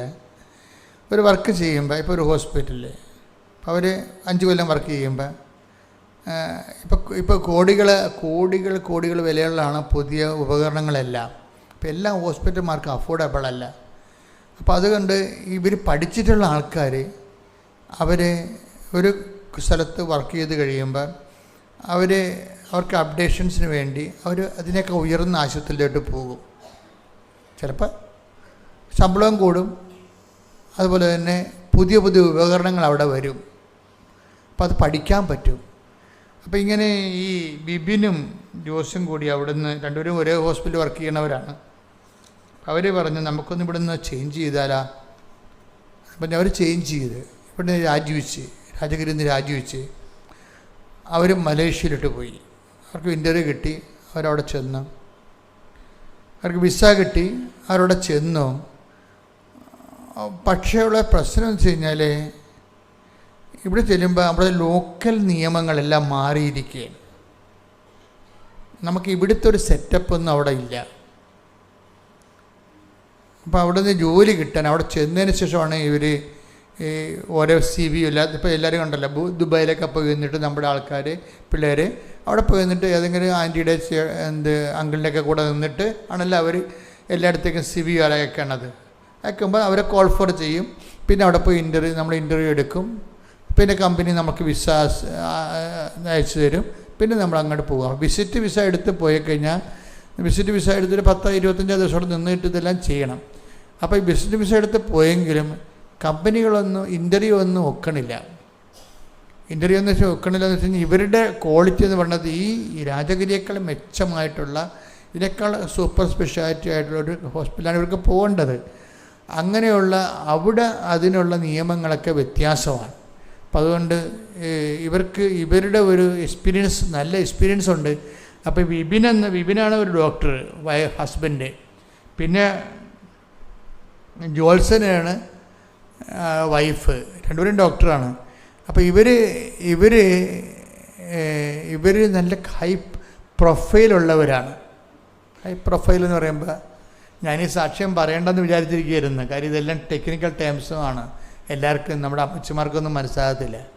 എന്നുവെച്ചാൽ ഹൈ പ്രൊഫൈൽ അവർക്ക് നല്ല മെരിറ്റുണ്ട്. അവർക്ക് പ്രൊഫൈലുണ്ട്. ഇപ്പോൾ ജോത്സനെന്ന് വെച്ച് കഴിഞ്ഞാൽ ഒത്തിരിയേറെ ഇൻ്റർനാഷണൽ ജേണലിലൊക്കെ അവിടെ ആർട്ടിക്കിൾ പ്രസിദ്ധീകരിച്ചിട്ടുള്ളതാണ്. സയൻറ്റിഫിക് ആർട്ടിക്കിൾ പ്രസിദ്ധീകരിച്ചതാണ്. അപ്പോൾ അവരെ സംബന്ധിച്ചുള്ള എവിടെ പോയാലും കൈമുത്തിക്കൊണ്ട് അവർ എടുക്കും. ഒരു സംശയമില്ല. കാര്യം അവർക്ക് മെരിറ്റുണ്ട്. അതാണ് നമ്മുടെ ഉടമ്പടി ഭാഷ പറഞ്ഞ മെരിറ്റുണ്ട്. അപ്പം അതുകൊണ്ട് പക്ഷേ ഇവരവിടെ ചെന്നെങ്കിലും മെരിറ്റ് വർക്ക് ചെയ്യുന്നില്ല.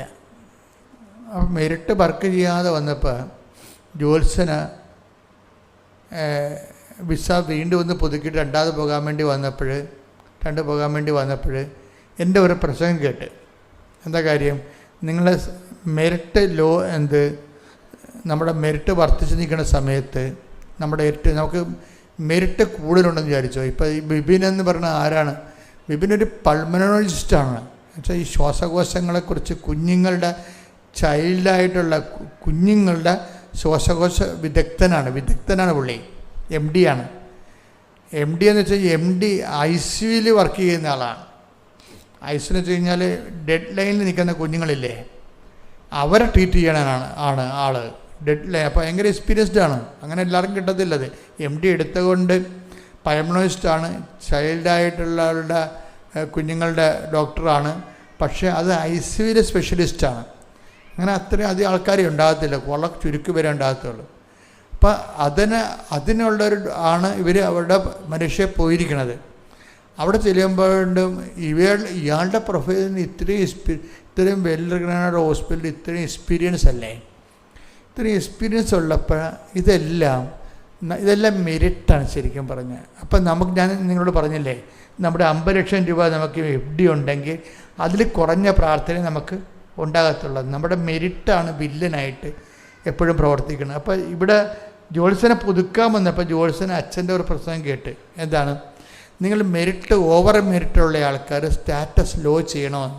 അത് അവർക്ക് വേണ്ടി ഈശോ എൻ്റെ കൂടെ സംസാരിച്ചതാണ്. അവരുടെ മണ്ടത്തരങ്ങൾ മനസ്സിലാക്കിയിട്ട് ഈശോ സോഷ്യൽ കൗൺസിലിംഗ് ചെയ്തതാണ്.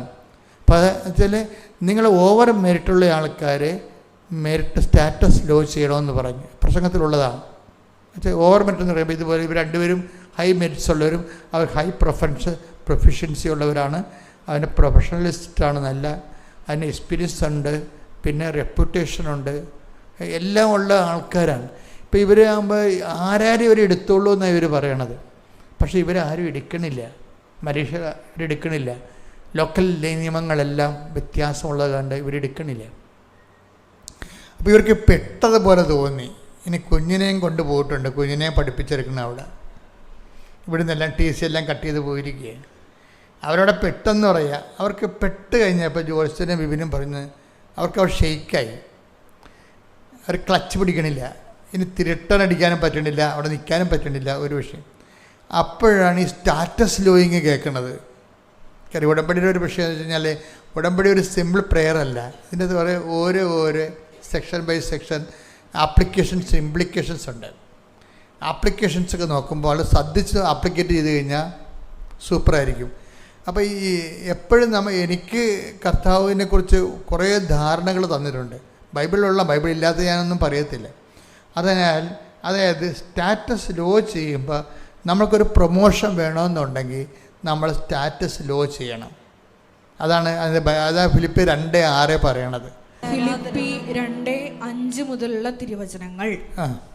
യേശുക്രിസ്തുവിനുണ്ടായിരുന്ന ഈ മനോഭാവം നിങ്ങളിലും ഉണ്ടാകട്ടെ. ദൈവത്തിന്റെ രൂപത്തിലായിരുന്നെങ്കിലും അവൻ ദൈവവുമായുള്ള സമാനത നിലനിർത്തേണ്ട ഒരു കാര്യമായി ദൈവമായുള്ള സ്റ്റാറ്റസ് നിലനിർത്തേണ്ട ഒരു കാര്യമായി അവൻ പരിഗണിച്ചില്ല. അപ്പം നിങ്ങൾ ഡോക്ടറാകാം, കളക്ടറാകാം, ആ സ്റ്റാറ്റസ് ഡീപ്രമോട്ട് ചെയ്യാതെ നിങ്ങൾക്ക് പ്രൊമോഷൻ കിട്ടത്തില്ല. എന്താ കാര്യം? സ്റ്റാറ്റസാണ് നിങ്ങളുടെ ദൈവം. ഇത് വിഷയം തന്നെ വിഷയമാണ്. നമ്മൾ നോക്കുമ്പോൾ ഇതൊന്ന് വെടിപ്പായിട്ട് നോക്കിക്കഴിഞ്ഞാൽ നിങ്ങൾക്ക് മനസ്സിലാകും. ഞാനല്ലാതെ മറ്റൊരു ദൈവം നിനക്കുണ്ടാവരുതെന്ന്. നിൻ്റെ കർത്താവ് ദൈവം ഞാനാകുന്നു, ഞാനല്ലാതെ മറ്റൊരു ദൈവം, അതർ ഗോഡെന്ന് പറയുന്ന ആൾ ഈ സ്റ്റാറ്റസാണ്. ഐഡൻറ്റിഫൈ ചെയ്യാൻ പഠിക്കണം. ഇത് അതർ ഗോഡെന്ന് പറഞ്ഞൊരു ഓപ്ഷൻ വന്നില്ലേ ബൈബിളിൽ? ഞാനല്ലാതെ മറ്റൊരു ദൈവം, അങ്ങനെ പറയേണ്ട കാര്യമില്ലല്ലോ, മറ്റൊരു ദൈവം ഇല്ലല്ലോ. പിന്നെ ഉള്ള ദൈവം ഏതാണ്? അപ്പം നമ്മൾ ഓർക്കും വേറെ ഓരോ മതക്കാർക്കും ഓരോ ദൈവമെന്ന്. അതല്ല സംഭവം. മറ്റൊരു ദൈവം എന്ന് വെച്ചാൽ നമ്മൾ തന്നെ, നമ്മുടെ സ്റ്റാറ്റസ് തന്നെ, ഞാൻ കുറഞ്ഞ പുള്ളിയല്ല, ഞാൻ സ്ഥലത്തെ പ്രധാന ദിവ്യനാണെന്നൊക്കെ പറഞ്ഞുകൊണ്ട് നമ്മളിങ്ങനെ വീടിൻ്റെ നില കൂട്ടിക്കൊണ്ടിരിക്കണില്ലേ? അതൊരു ദൈവം കളിയാണേ. വീടിൻ്റെ 2 പേരേ ഉള്ളൂ വീട്ടിൽ. 2 പേരും കാണത്തില്ല. മക്കളെല്ലാം ആസ്ട്രേലിയയിലും അമേരിക്കയിലൊക്കെയാണ്. ഇവിടെ അപ്പാപ്പനും അമ്മാമ്മയും മാത്രമേ ഉള്ളെങ്കിലും ഒരു 16 മുടി വെച്ചിടും. ഈ വെക്കുമ്പോൾ തന്നെ അവർക്കറിയാം അവരാരും ഇവിടെ വരാൻ പോണില്ല, ഇതൊക്കെ വിൽക്കാൻ വേണ്ടി ഇട്ടിരിക്കുകയാണ്, ഇത് കണ്ടവൻ കൊണ്ട് തിന്നുമെന്നുള്ളതെല്ലാം എല്ലാവർക്കും അറിയാം. എന്നാലും മുറിക്ക് എണ്ണം കുറക്കത്തില്ല. എന്താണ്? ഞാനാണ് ദൈവം. അതാണ് വിഷയം. അത് സംഭവത്തിലേ ഉള്ളൂ, വേറെ കുഴപ്പമൊന്നുമില്ല. ഇതൊക്കെ വിറ്റ് കളയാകൊണ്ടാണ്. പെട്ടവരൊക്കെ വിൽക്കുന്ന നോക്കിക്കോ. ദൈവത്തെ അംഗീകരിക്കേണ്ടത് പോരായ്മയെ കരുതിയാൽ സ്വന്തം ദൈവമായിട്ട് ഉയർത്തിക്കഴിഞ്ഞാൽ അധമ വികാരങ്ങൾ കേൾപ്പിക്കപ്പെടും. റോമർ 1:29. അതാ വിഷയം. ഈ നമ്മുടെ ഒരു പ്രലോഭനം എന്ന് പറയുന്നത് ഞാനാണ് ദൈവം എന്നുള്ള ഒരു കോൺസെപ്റ്റിലാണ് ഈ പ്രലോഭനം എല്ലാം കൂടി ഇങ്ങനെ കാക്കയെപ്പോലെ ആർത്തിരമ്പണത് ഇവിടെയാണ്. അപ്പോൾ ഇത് എപ്പോഴും നമ്മൾ ശ്രദ്ധിക്കണം.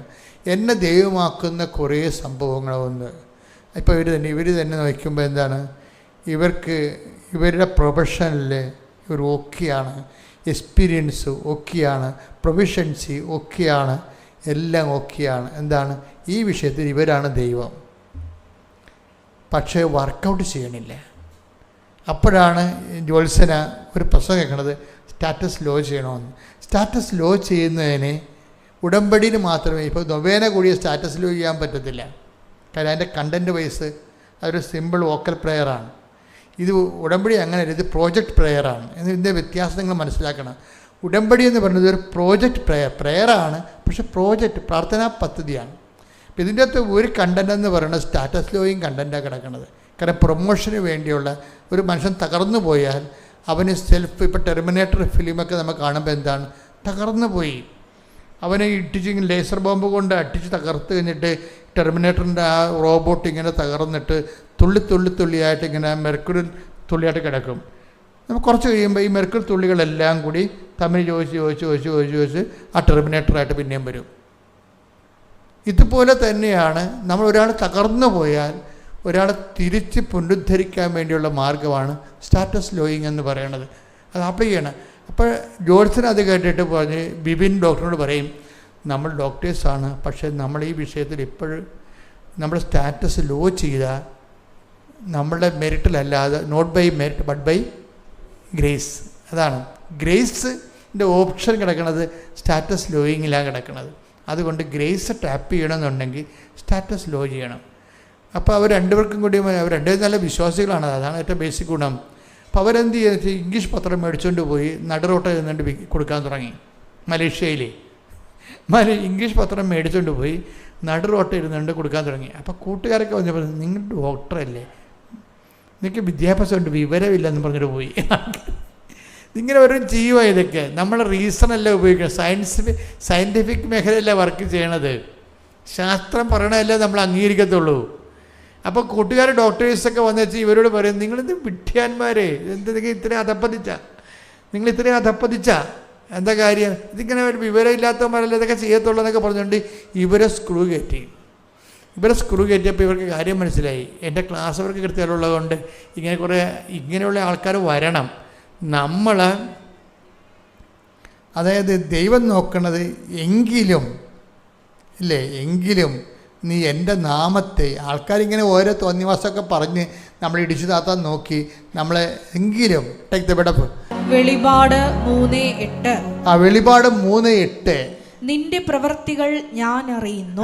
കണ്ട, അതാ വിഷയം. നോക്കി, വെളിപാട് 3:8 എന്താണ്? ഒന്നേറ്റ് പറഞ്ഞ്, നിന്റെ പ്രവൃത്തികൾ ഞാൻ അറിയുന്നു. ദൈവം അറിയുന്നു. ഇതാ നിന്റെ മുൻപിൽ ആർക്കും പൂട്ടാൻ കഴിയാത്ത വിധം തുറന്നു കിടക്കുന്ന ഒരു വാതിൽ ഞാൻ സ്ഥാപിച്ചിരിക്കുന്നു. കൈയടിച്ചേട്ടെ, ശ്രദ്ധിക്കട്ടെ. ഹല്ലേലൂയ, ഹല്ലേലൂയ, ഹല്ലേലൂയ.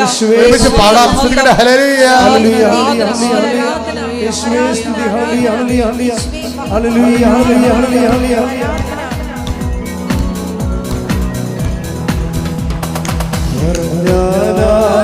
വിശ്വസിക്കാത്ത പ്രവൃത്തിയൊന്നും ദൈവം ചെയ്യാൻ പോകുന്നു. സമ്മതിക്കാത്ത പ്രവൃത്തിയൊന്നും നാം ചെയ്യാൻ പോകുന്നു. വിശ്വസിക്കാത്ത പ്രവൃത്തിയൊന്നും ദൈവം ചെയ്യാൻ പോകുന്നു. സമ്മതിക്കാത്ത പ്രവൃത്തിയൊന്നും നാം ചെയ്യാൻ പോകുന്നു. നമുക്ക് മാനേജ് ചെയ്യാൻ പറ്റാത്തത് മാനേജ് ചെയ്യപ്പെടത്തില്ലെന്നല്ല, അത് കർത്താവ് മാനേജ് ചെയ്യുന്നതാണ്. ആർക്കും പൂട്ടാനാകാത്തൊരു വാതിൽ. അതായത് നിങ്ങളുടെ നിയമങ്ങൾക്കോ, നാട്ടിലെ നിയമങ്ങൾക്കോ, നിങ്ങളുടെ ശത്രുക്കൾക്കോ, നിങ്ങൾക്ക് പാരയെ സൂചി വെക്കുന്നവർക്കോ ആർക്കും പൂട്ടാനാവാത്തൊരു വാതിൽ ഞാൻ നിൻ്റെ മുമ്പിൽ സ്ഥാപിക്കുന്നു. അടുത്ത വചനം എന്താണ്? നിന്റെ ശക്തി പരിമിതമാണ്. നിന്റെ ശക്തി പരിമിതമാണ്. I know it. എങ്കിലും നീ എൻ്റെ വചനം കാത്തു. അതാണ് പറഞ്ഞത്. അപ്പം നിന്റെ മെരിറ്റ് ചില സമയത്ത് പരിമിതമാകാം. പിന്നെ എന്താണ് ആ വാക്കിന് പ്രാധാന്യം എന്താണെന്നറിയാവോ? എങ്കിലും. പറഞ്ഞേ, എങ്കിലും. ഇത് ഏത് വചനമാ? വെളിപാട് 3:8. അതിനകത്തുള്ള വാക്യതാണ് പ്രധാനപ്പെട്ടത്. എങ്കിലും അതാണ്. ഇപ്പം ഈ ഡോക്ടറിനെ, ജോത്സനെ, ബിബിനെ മുമ്പിൽ വന്നിട്ട് അവരുടെ കൂട്ടുകാർ ഡോക്ടർ പറയുകയാണ്, വെളിവ് പോയി അറിയില്ലേ പോയിരിക്കുകയാണെന്ന് ചോദിക്കുകയാണ്. നമ്മൾ സയൻസ് മേഖലയിൽ പ്രവർത്തിക്കുന്നവരല്ലേ, നിങ്ങൾക്ക് വിദ്യാഭ്യാസമുണ്ട്, വിവരമില്ലേ? ഇങ്ങനെയൊക്കെ വലുതൊക്കെ വിവരമില്ലാത്ത ആൾക്കാരാണ് ഈ റോഡിൽ നിന്നുകൊണ്ട് ഇതൊക്കെ കൊടുക്കുന്നത്, മതത്തിൻ്റെ പുറകെ പോകണതെന്നൊക്കെ പറഞ്ഞുകൊണ്ട് യുക്തിവാദികളായ ഡോക്ടർ ഇവരെ കുത്തിപ്പ് സംസാരിക്കും. അപ്പോഴും അവരത് മാറത്തില്ല. എങ്കിലും പറഞ്ഞു കേട്ടില്ലേ? ഇത് നമുക്ക് വേണ്ടതാണ്. ഇങ്ങനെ ആൾക്കാർ പറയണം, പറഞ്ഞിട്ട് നമ്മൾ നിലനിൽക്കണം. നമുക്ക് ചുറ്റുമുള്ള ആൾക്കാരെല്ലാം ഇതുപോലെ ദൈവത്തിൻ്റെ വഴികളിൽ നിന്ന് പിന്തിരിഞ്ഞ് പോകണം. നമ്മുടെ വീട്ടുകാർ വിശ്വാസം ചിലപ്പോൾ സമയത്ത് നമ്മളെ കുത്തിപ്പറയും, വിശ്വാസത്തിനെ തള്ളിപ്പറയും. ഇതെല്ലാം കൊള്ളാം, അധികമായാൽ അമൃതം വിഷമാണെന്ന് പറയും. എല്ലാ ദിവസവും പ്രാർത്ഥിക്കാൻ പള്ളിയിൽ പോകണേ അമ്മമാർ പറയും. ഇപ്പം തന്നെ ബിബിനോട് ജോത്സനൊക്കെ ഒരു പരിപാടിയുണ്ട്, രാത്രി ഇരുന്നുകൊണ്ട് സാക്ഷ്യം കേൾക്കും. അപ്പം നിങ്ങൾക്കറിയാമല്ലോ, വൈഫ് രാത്രി ഇരുന്നുകൊണ്ട് ഈ സാക്ഷ്യം കേൾക്കുമ്പോൾ ഹസ്ബൻഡിന് സങ്കടം വരും. അപ്പോൾ ജോത്സനായി രാത്രി എങ്ങനെ ഇത് കേൾക്കാൻ പാടില്ലാതിരിക്കുകയല്ലേ എന്ന് ചോദിക്കും. ആരാണ്? അപ്പം വൈഫ് രാത്രി ഇരുന്നുകൊണ്ട് കൃപാസനം സാക്ഷ്യം കേൾക്കുകയാണ്. അപ്പോൾ ജോത്സനോട് ബിബിൻ ചോദിക്കും, എൻ്റെ ജോത്സനെ രാത്രിയെങ്കിലും നീ ഇതൊന്ന് ഓഫ് ചെയ്ത് വെക്കാൻ പാടില്ലേ സാക്ഷ്യം എന്ന് ബിബിൻ ചോദിക്കും. അപ്പോൾ എന്താ വെച്ചാൽ ഇവർക്ക് ഇതിൻ്റെ അഭിഷേകം കിട്ടിയിരിക്കുകയാണ്, ഇവരിതിൽ നിന്നാണ് സർവേ ചെയ്ത് വരണത്. അപ്പം ബിബിനത് മനസ്സിലായിട്ടില്ല, ബിബിൻ ആ ലെവലിലേക്ക് എത്തിയിട്ടില്ല. പക്ഷേ ബിബിനെ സംബന്ധിച്ചിടത്തോളം ഇവർ പത്രം കൊടുക്കാൻ തുടങ്ങിക്കഴിഞ്ഞപ്പോൾ ഇവർ ഹോസ്പിറ്റലിൽ വിളിച്ച്, ഒരു ഹോസ്പിറ്റൽ, അവിടുത്തെ ഏറ്റവും ഹയസ്റ്റ് ഹോസ്പിറ്റൽ വിളിച്ചപ്പോൾ ഇവർ ഈ കുഞ്ഞുങ്ങളുടെ ഇതിന് അവർക്ക് ജോലി കിട്ടി, പക്ഷേ ഇയാൾക്ക് ജോലി കിട്ടിയിട്ടില്ല, വിപിന് ജോലി കിട്ടിയിട്ടില്ല. ഈ വിപിനെ വിളിച്ചപ്പോൾ എന്താ പ്രശ്നം വെച്ചാൽ ഹയസ്റ്റ് സൂപ്പർ സ്പെഷ്യാലിറ്റിയാണ് വിളിച്ചിരിക്കണത്.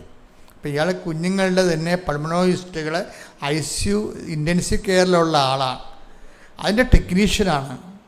അപ്പോൾ അതിൻ്റെ അകത്ത് പ്രശ്നം വെച്ച് കഴിഞ്ഞാൽ അവർ ഈ നമ്മളെപ്പോലെ ഇങ്ങനെ റെക്കമെൻഡ് ചെയ്തോ അല്ലെങ്കിൽ ഒരു ഇൻ്റർവ്യൂ നടത്തിയല്ല അവർ ആളെ എടുക്കുന്നത്, ഒരു പാനലാണ്. അത് പ്രൈവറ്റിൽ അങ്ങനെ ഇല്ല. ഇവിടെയൊക്കെ പ്രൈവറ്റുകാർക്ക് ഇൻ്റർവ്യൂ ചെയ്ത് അവരുടെ ഹോസ്പിറ്റലിലൊക്കെ ആളെ എടുക്കാൻ പറ്റും.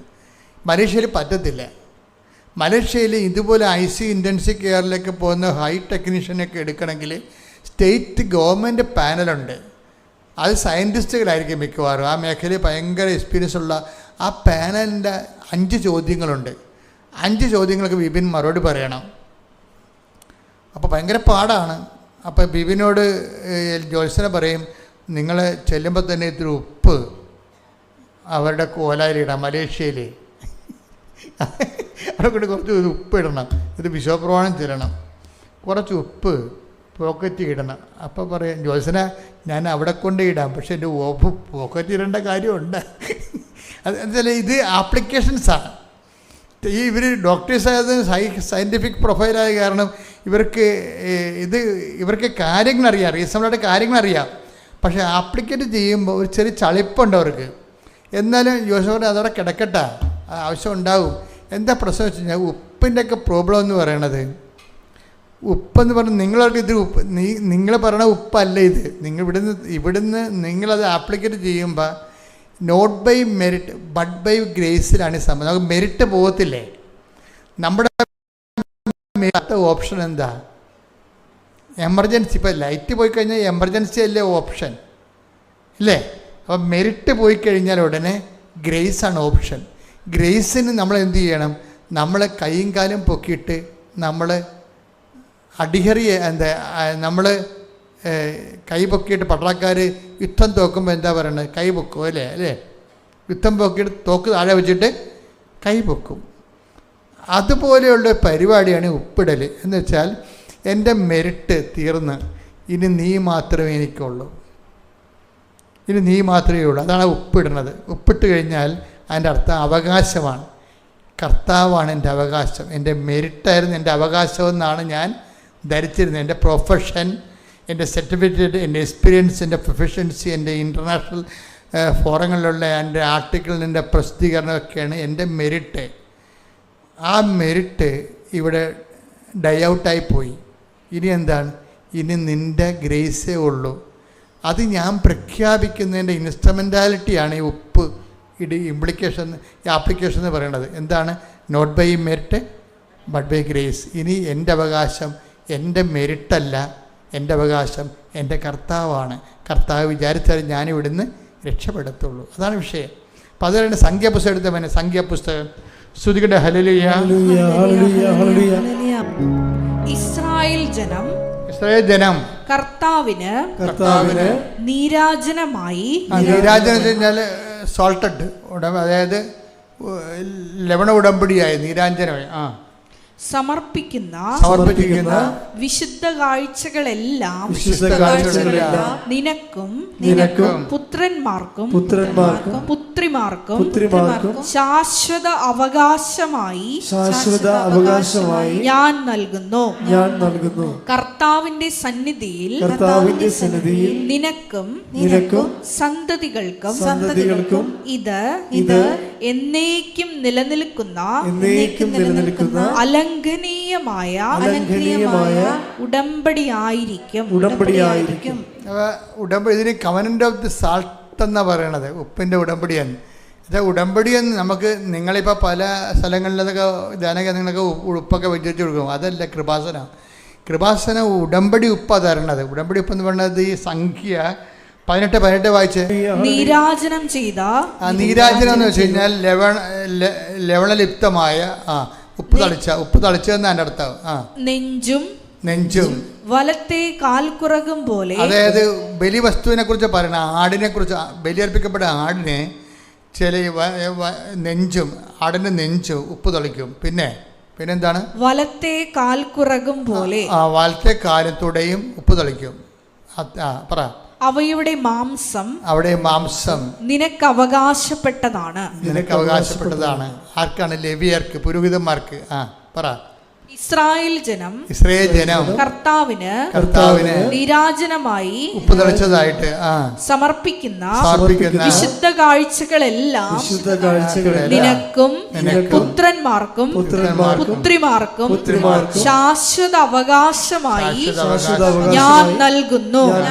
കർത്താവിന്റെ സന്നിധിയിൽ നിനക്കും സന്തതികൾക്കും ഇത് എന്നേക്കും നിലനിൽക്കുന്ന അലംഘനീയമായ ഉടമ്പടിയായിരിക്കും. അതെന്താ പ്രശ്നം വെച്ച് കഴിഞ്ഞാൽ ലേവ്യ പുരോഹിതന്മാർക്ക് ഇപ്പം ഇസ്രായേലിൻ്റെ 12 ഗോത്രങ്ങളില്ലേ, ഇപ്പം മോശ ഇവർ വാഗ്ദാന നാട്ടിലെത്തിയപ്പോൾ എല്ലാവർക്കും വാഗ്ദാന നാടിൻ്റെ 12 ഭാഗങ്ങളെ 11 ഭാഗങ്ങളെയും ഭാഗിച്ച് യൂദയ ഒരാൾക്ക്, സമറിയ ഒരാൾക്ക്, ഇങ്ങനെ ഭാഗിച്ച് കൊടുത്തു. അതാണ് ഇയാൾ വിടാത്തതിൻ്റെ കാര്യമേ. ഈ നെഥന്യാഹു ഈ യുദ്ധം നടക്കണില്ലേ, നെഥന്യാഹു ചൊട്ടക്ക് വിടാത്തതിൻ്റെ കാര്യം അയാൾക്ക് ആ ഇസ്രായേൽ ഗോത്രത്തിന് ലഭിച്ചിട്ടുള്ള സ്ഥലങ്ങളെക്കുറിച്ച് നല്ല ഐഡിയ ഉണ്ട്. അയാൾ സിറിയയിൽ പോയി നിൽക്കണ എന്താ ഇപ്പം പോയി സിറിയയിൽ നിൽക്കണില്ലേ, സിറിയയിൽ ഇസ്രായേൽ പള്ളാൻ കയറിയിട്ട് അത് ഇതുപോലെ ഇസ്രായേൽ ഗോത്രത്തിൻ്റെ ഒരു ഓഹരിയായിരുന്നു പണ്ടത്തെ. പിന്നെ അവരെ തല്ലി ഓടിച്ചു, റോമക്കാർ തല്ലി ഓടിച്ചപ്പോൾ ഇവർ കയറി അറബികൾ അവിടെ കയറി ഇൻവൈറ്റ് ചെയ്തിട്ട് പിന്നീട് ഇവനോട് കാലത്ത് 1948 ഇവർക്ക് ചെറിയൊരു പോർഷൻ അവർ വില കൊടുത്ത് വാങ്ങിച്ചതാണ് അവിടെ. പക്ഷേ അവിടെ മനസ്സിലിരിക്കുന്നത് ദാവീദിൻ്റെ കാലത്തുണ്ടായിരുന്ന അവരുടെ പോർഷനാണ് അവിടെ മനസ്സിൽ. അതാണ് ഗ്രേറ്റർ ഇസ്രായേൽ എന്ന് പറയണത്. ഇന്നത്തെ കാലത്ത് ഇത് മാത്രം വില പോകുമെന്ന് നമുക്കറിയത്തില്ല, രക്തരൂഷിതമായ ഒരു സബ്ജക്റ്റാണത്. പക്ഷേ എനിവേ ഇങ്ങനൊരു ചരിത്രം ഉണ്ട് അതിന്. അപ്പോൾ എന്താ പ്രശ്നം വെച്ച് കഴിഞ്ഞാൽ ഇങ്ങനെ ദൈവം ഇങ്ങനെ ഓരോരുത്തർക്കും ഈ ജോഷുവയിലൂടെ എല്ലാം ഇത് കൊടുത്തു കഴിഞ്ഞപ്പോഴാണ് ലേവ്യരോട് പറഞ്ഞ്, അഹറോൻ എന്ന് പറയുന്ന പുരോഹിതൻ അയാളാണല്ല, അതൊരു ഗണമാണ്, അതൊരു വംശമാണ്. അത് പറഞ്ഞു, നിനക്ക് ഇസ്രായേലിൽ ഓഹരിയില്ലെന്ന് പറഞ്ഞു. ഇസ്രായേൽ നിനക്ക് ഓഹരിയില്ല. അപ്പം അഹറോന് ഒരു സങ്കടവുമില്ല. എന്താ പറയണത്, ഞാനാണ് നിൻ്റെ ഓഹരി എന്ന്. ഹല്ലേലൂയ. സംഖ്യ 18:20 കർത്താവ് അഹ്റോനോട് അരുൾ ചെയ്തു, ഇസ്രായേലിൽ നിനക്ക് ഭൂമി അവകാശമായി ലഭിക്കുകയില്ല. മെറിറ്റ് ഇല്ലെന്നായി പറയണത്, മെറിറ്റ് ഇല്ല, അവകാശമായില്ല. അവരെ പോലെ നിനക്ക് ഓഹരിയും ഉണ്ടായിരിക്കുകയില്ല. ഞാനാണ് നിന്റെ അവകാശവും ഓഹരിയും.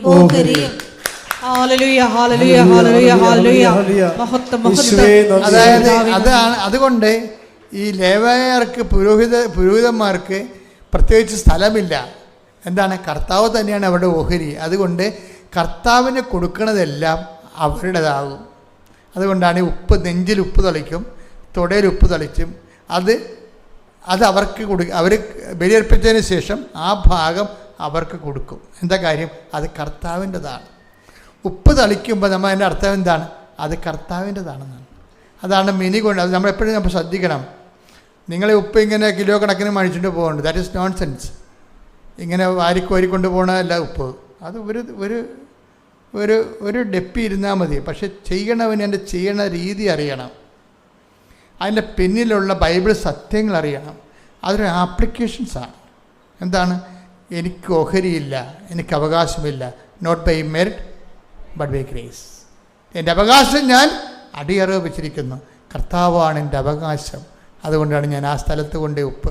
അപ്പോൾ വിപിനെ സംബന്ധിച്ചിടത്തോളം വിപിൻ ഡോക്ടർ എന്ത് ചെയ്യും, തീർന്നു പോകാൻ ജീവിതം തീരുകയാണ്. അതുകൊണ്ട് എൻ്റെ പ്രൊഫഷൻസി എൻ്റെ പ്രൊഫഷൻഷിപ്പ് അല്ലെങ്കിൽ എൻ്റെ എക്സ്പീരിയൻസ് ഒന്നുമില്ല, അത് ഞാൻ അടിയറ വെക്കുകയാണ്. ഞാൻ എന്ത് ചെയ്യും, ഉപ്പ് കൊണ്ടുപോയി അവിടെ ഇൻ്റർവ്യൂ ബോർഡിൻ്റെ അവിടെ കൊണ്ടുപോയി വിശ്വാസ പ്രമാണം ചെലുത്തോളും. എന്താണ്, കർത്താവാണ് എൻ്റെ അവകാശം. അകത്ത് കയറുമ്പോൾ ബോർഡ് ഓഫ് എക്സാമിനേഴ്സ് ഇരിക്കുകയാണ്. അപ്പോൾ അവർ 5 ചോദ്യങ്ങൾ ഉണ്ട്. അതിൽ ഒരാളുടെ ചോദ്യം ചോദിക്കും, അത് അറ്റൻഡ് ചെയ്യും. അങ്ങനെ 4 ചോദ്യങ്ങൾ അറ്റൻഡ് ചെയ്യും. പക്ഷെ ഒരു പ്രശ്നം, ബിബിൻ കയറുമ്പോൾ തന്നെ അവരവരുടെ പൊസിഷൻ പറയും. എന്ന് വെച്ച് കഴിഞ്ഞാൽ ഈ 5 ചോദ്യങ്ങളാണ് ഉള്ളത്. 5 ചോദ്യവും ഓരോ ചോദ്യമാണ്. അത് ഏതെങ്കിലും ഒരു ചോദ്യം തോറ്റു കഴിഞ്ഞാൽ 5 തോറ്റതുപോലെ കണക്കാക്കും. അതാണ് പ്രശ്നം. കാര്യം ഇത് ICUയിൽ കിടക്കുന്ന ജീവനുമായിട്ടുള്ള അവസാന പോരാട്ടമല്ലേ. അതിന് കൃത്യമായിട്ട് ടെക്നിക്കലായിട്ടുള്ള നോളജ് അറിയണം, രാജ്യത്തിൻ്റെ നിയമങ്ങൾ അറിയണം. ഫ്ലോപ്പായി കഴിഞ്ഞാൽ പിന്നെ കേസാവും, പിന്നെ ഇയാൾക്ക് അവിടെ പോരാൻ ഇയാൾ അകത്തായി പോകും. അതാണ് വിഷയം, നിസ്സാരമല്ല. വിദേശത്തൊക്കെ ഉള്ള ഡോക്ടർമാർ അനുഭവിക്കുന്ന പ്രശ്നങ്ങൾ നിസ്സാരമല്ല ശരിക്കും. അതുകൊണ്ടാണ് അവർ ആൾക്കാരെ കാണാൻ കൂട്ടാക്കാത്ത പല കാര്യങ്ങളും. എല്ലാം എഴുതി മേടിച്ചിട്ടൊക്കെ ചെയ്യത്തുള്ളൂ, അല്ലെങ്കിൽ ജീവിതം പോകും. കാരണം കേസ് കൊടുക്കാൻ വേണ്ടി വക്കീലുമാരുടെ ഒരു പട തന്നെ നടക്കും ഡോക്ടർമാർക്കെതിരെ. പൈസ കിട്ടുന്ന ചിലപ്പോൾ ഇൻഷുറൻസ് ഉള്ള കാരണം ഇൻഷുറൻസിലാണല്ല ഇതെല്ലാം പോണത് അവിടെ. അത് കാരണം ഇതിങ്ങനെയുള്ള എല്ലാം ഒരു പണികളൊക്കെ നടക്കും അവിടെ. അപ്പം അതുകൊണ്ട് ഇവരകത്ത് കയറി കഴിഞ്ഞപ്പോൾ ആദ്യമേ പറഞ്ഞു 5 ചോദ്യമുണ്ട്. ഓരോ ചോദ്യവും ഒറ്റ ചോദ്യമാണ്. ആ ചോദ്യം അങ്ങനെ ചോദിച്ച് 4 പറഞ്ഞാലും 5ാമത്തെ പറഞ്ഞില്ലേ ഔട്ടാവുമെന്ന് പറഞ്ഞു. എല്ലാം കൃത്യമായിട്ട് പറഞ്ഞു. പക്ഷെ 4 ഇവൻ ചെയ്യും. 5ാമത്തെ ചോദ്യം വരുമ്പോൾ അവിടെ 5ാമത്തെ ചോദ്യം, ഇപ്പോൾ ഒരു ഡെത്ത് ലൈനിൽ കിടക്കുന്ന കുട്ടിയാണ്. ഡോക്ടറുടെ തീരുമാനമാണ് അതിനെ റിലീവ് ചെയ്യുകയോ അതിനെ കൊല്ലുകയോ ചെയ്യേണ്ടത്. അങ്ങനെ സിറ്റുവേഷൻസ് വന്നാൽ ഈ രാജ്യത്തിൻ്റെ നിയമം എന്താണെന്ന് ചോദിച്ചു. ഇയാൾ ഇതെല്ലാം പഠിച്ചിട്ടുള്ളതാണ്, പക്ഷെ ആ രാജ്യത്തെ നിയമം ഇയാൾക്ക് അറിയത്തില്ല. ഒരു കൊച്ചിന് ICU നമ്മൾ വെന്റിലേറ്റർ മാറ്റണില്ലേ, ആ ഡെത്ത് ടൈമിൽ കിടക്കുമ്പോൾ വെന്റിലേറ്റർ മാറ്റണമെങ്കിൽ ആ രാജ്യത്തിനൊരു നിയമമുണ്ട് മലേഷ്യക്ക്. അതെന്താണെന്ന് ചോദിച്ച് ആ രാജ്യം എല്ലാം പഠിച്ച് ടെക്നിക്കലായിട്ട് എല്ലാം അറിയാം, പക്ഷേ ആ ലോക്കൽ കൺട്രിയുടെ നിയമങ്ങൾ അറിയത്തില്ല. അപ്പോൾ പോയി, സങ്കടം തീർന്നു, ജീവിതം തീർന്നു. പഠിച്ചതെല്ലാം പോയി. 4 പറഞ്ഞാണ്, 5ാമത്തെ പറയാൻ അറിയത്തില്ല. അവിടുത്തെ ലോക്കൽ നിയമം എന്താണെന്ന് അറിയത്തില്ല. അതിങ്ങനെ മാസം മാറിക്കൊണ്ടിരിക്കുന്ന നിയമമല്ലേ, അറിയാൻ പാടില്ല. തീർന്ന് അവരെ കണ്ണിങ്ങനെ നിറയും. തീർന്നില്ല, ഇറങ്ങിപ്പോരണ്ടേ. ഇറങ്ങിപ്പോരാൻ നേരത്ത് ഡോക്ടർ ചോദിക്കും, നീ യുവർ സീംസ് ബി സോ പെർപ്ലസ്ഡ്, നീ വല്ലാതെ ഇരിക്കണില്ല എന്ന് ചോദിക്കും. അപ്പോൾ ഈ കാര്യം ഔട്ടായല്ല. ഔട്ടായി കഴിഞ്ഞപ്പോൾ പറയും, എന്നിട്ട് ഈ ഒരു ഡോക്ടർ പറയും, നിനക്ക് ഇവിടുത്തെ നിയമങ്ങളെക്കുറിച്ച് ഒരു ഐഡിയ ഇപ്പം ഇല്ലെന്നേ ഉള്ളൂ, ഭാവിയിൽ നീ പഠിക്കുമായിരിക്കും, അതുകൊണ്ട് ഞങ്ങൾ നിന്നെ എടുത്തിരിക്കണം എന്ന് പറയും. അതാണ് not by merit but by grace. ഇതിൽ ആപ്ലിക്കേഷൻസാണ്. അപ്പം അതുകൊണ്ട് എൻ്റെ മക്കളെ ശ്രദ്ധിക്കേണ്ടത്, ഉടമ്പടി ഒരു പ്രോജക്റ്റ് പ്രെയറാണ്. അത് കൈകാര്യം ചെയ്യുമ്പോൾ ഇതുപോലെ ക്ലാസ്സുകൾ എപ്പോഴും അപ്ഡേഷൻസ് വാങ്ങിച്ചുകൊണ്ടിരിക്കണം. ഇപ്പം ചില അപ്ഡേഷൻസ് പോയിട്ടുണ്ടെങ്കിൽ അത് നിങ്ങളുടെ പഴയ ധ്യാനങ്ങൾ കൂടണം. ഇവർ പലരും ധ്യാനം കൂടുന്നില്ല. ഞാൻ മനസ്സിലാക്കിയത് അങ്ങനെയാണ്. അതുകൊണ്ട് ദൈവത്തോട് ചെയ്യുന്ന ഏറ്റവും വലിയ നിന്ദയും അപമാനവുമാണ്. നിങ്ങളെ സഹായിക്കേണ്ട സമയത്ത് ദൈവം സഹായിക്കത്തില്ല. എന്താ കാര്യം? ദൈവത്തോട് ചെയ്തിട്ടാണ് ചൊവ്വാഴ്ചയുള്ള ധ്യാനം കൂടിയേക്കുള്ളതെന്ന്. നിങ്ങളത് കൂടുന്നില്ലെങ്കിൽ എത്രയും വേഗം പഴയ ധ്യാനങ്ങളെല്ലാം എടുത്ത് കൂടിയിട്ട് കുടിശ്ശിക മാറ്റി കർത്താവിൻ്റെ സന്നിധിയിൽ കറക്റ്റായിട്ട് നിൽക്കാൻ നോക്കണം. Praise the lord. എഴുന്നേൽക്കുക. ശ്രുതിക്കട്ടെ. ഹല്ലേലൂയ, ഹല്ലേലൂയ, ഹല്ലേലൂയ, ഹല്ലേലൂയ, ഹല്ലേലൂയ. മഹത്വം, മഹത്വം, ആരാധന, ആരാധന. ഹല്ലേലൂയ, ഹല്ലേലൂയ. മഹത്വം, മഹത്വം, ആരാധന, ആരാധന. ഹല്ലേലൂയ, ഹല്ലേലൂയ. പിതാവേ നന്ദി, പിതാവേ മഹത്വം, പിതാവേ ആരാധന. ഹല്ലേലൂയ, ഹല്ലേലൂയ. മഹത്വം, മഹത്വം.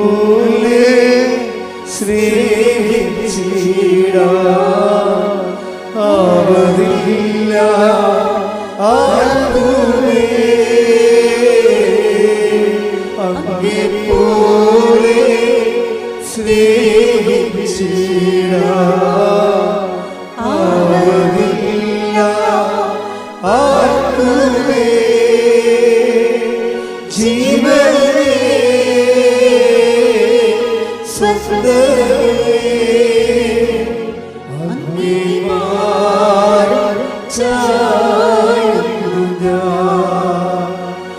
ജീവനേ സ്വന്തമേ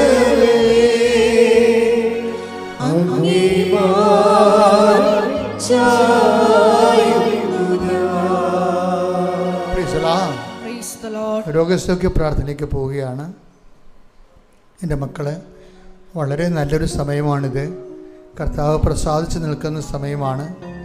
നിങ്ങളെ വചനം കേട്ട് കേട്ട് വിശ്വാസം കൂടി നിൽക്കുന്ന സമയമാണ്. അതുകൊണ്ട് രോഗത്തിന് ഈ സമയത്ത് സുഖപ്പെട്ട ഒത്തിരി സാക്ഷ്യങ്ങൾ നമ്മൾ കേട്ടിട്ടുണ്ട്. അതുകൊണ്ട് രോഗമുള്ളത് ബ്ലീഡിങ് ആയാലും ശരി, ശ്വാസകോശ രോഗങ്ങളായാലും ശരി, സ്പോണ്ടിലോസിസ് രോഗങ്ങളായാലും ശരി, തൈറോയ്ഡ് രോഗങ്ങളായാലും പിസ്തുല ആയാലും PCOD ആയാലും എല്ലാം അതാ സ്ഥലങ്ങളിൽ അബ്ഡോമൻ രോഗങ്ങൾക്കെല്ലാം അടിവയിലാണ് കൈവെക്കേണ്ടത്. ശിരസ് സംബന്ധമായ രോഗങ്ങൾക്ക് ശിരസ് കൈവെക്കണം. അച്ഛനിങ്ങനെ പ്രാർത്ഥിച്ചുകൊണ്ടേയിരിക്കും. കർത്താവ് നിങ്ങളെ അൾത്താരിൽ നിന്ന് അനുഗ്രഹിച്ചുകൊണ്ടേയിരിക്കും. മാതാവ് നമുക്ക് വേണ്ടി മധ്യസ്ഥ പ്രാർത്ഥന നടത്തിക്കൊണ്ടേയിരിക്കും. അപ്പോൾ വളരെ ഹാപ്പി ആകണം. ഒന്ന് ശ്രുതികട്ടെ. ഹല്ലേലൂയ, ഹല്ലേലൂയ, ഹല്ലേലൂയ, ഹല്ലേലൂയ. മഹത്വം, മഹത്വം, ആരാധന, ആരാധന. ദൈവപിതാവേ, മഹത്വം ചെയ്യാതെ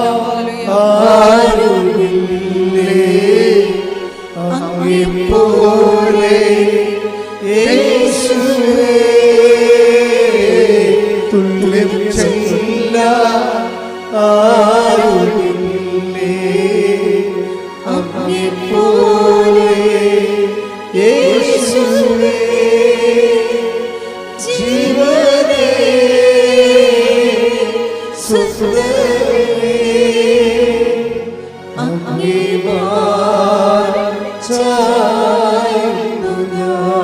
ജീവനേ ജീവനേ സ്വസ്ഥതേ അങ്ങേ ആരാധന ആരാധന ആരാധന ആരാധന ആരാധന.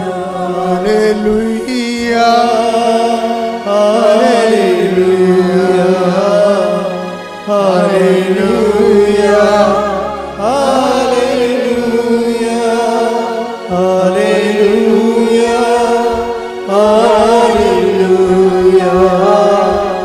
ഹല്ലേലൂയ, ഹല്ലേലൂയ, ഹല്ലേലൂയ,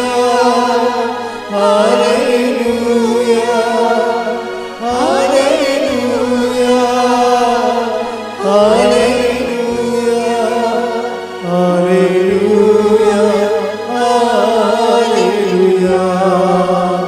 ഹല്ലേലൂയ, ഹല്ലേലൂയ, പരിശുദ്ധ പരമദിവ്യകാരുണ്യത്തിന് നേരവും ആരാധനയും സ്തുതിയും പുകഴ്ചയും ഉണ്ടായിരിക്കട്ടെ. സ്വരത്തിലെ പരിശുദ്ധ പരമദിവ്യകാരുണ്യത്തിന് നേരവും ആരാധനയും സ്തുതിയും പുകഴ്ചയും ഉണ്ടായിരിക്കട്ടെ. ഹല്ലേലൂയ, ഹല്ലേലൂയ, ഹല്ലേലൂയ, ഹല്ലേലൂയ, ഹല്ലേലൂയ, ഹല്ലേലൂയ, ഹല്ലേലൂയ, ഹല്ലേലൂയ, ഹല്ലേലൂയ, ഹല്ലേലൂയ, ഹല്ലേലൂയ,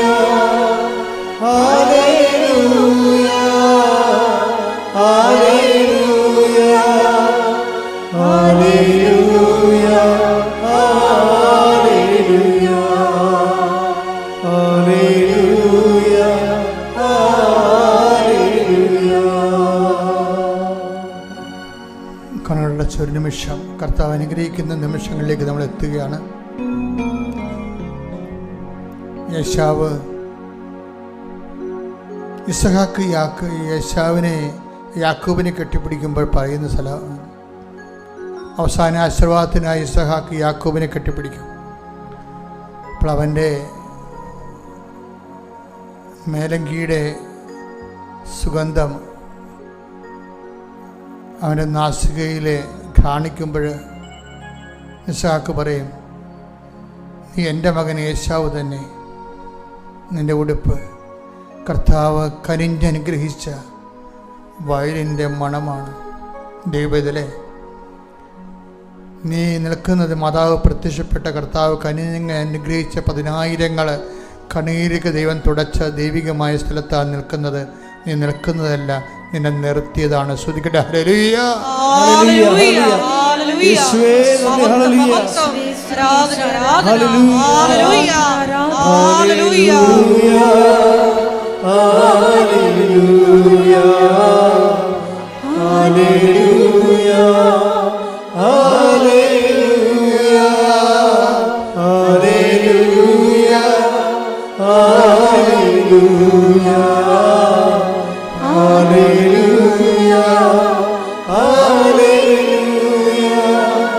ഹല്ലേലൂയ, ഹല്ലേലൂയ, ഹല്ലേലൂയ, ഹല്ലേലൂയ,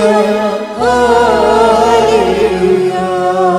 പരിശുദ്ധ പരമദിവ്യകാരുണ്യത്തിന് നേരവും ആരാധനയും സ്തുതിയും പുകഴ്ചയും ഉണ്ടായിരിക്കട്ടെ.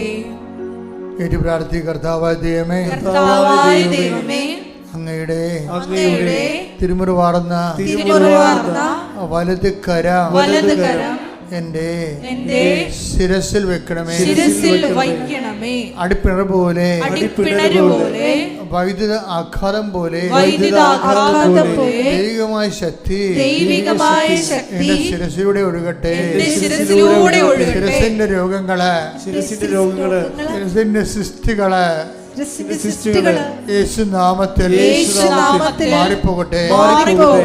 ശിരസിലെ ക്യാൻസർ, ബ്രെയിൻ ക്യാൻസർ കർത്താവിന്റെ നാമത്തിൽ, കർത്താവിന്റെ മധ്യസ്ഥതയിലെ യേശുനാമത്തിൽ മാറിപ്പോകട്ടെ. കർത്താവേ, എന്റെ തൊണ്ടകളെ അങ്ങേക്ക് സമർപ്പിക്കുന്നു. അങ്ങയുടെ തിരുമുറിവാർന്ന ആണിപ്രതാർന്ന അത്ഭുതകരത്താൽ തൊണ്ടകളെ സ്പർശിക്കണമേ.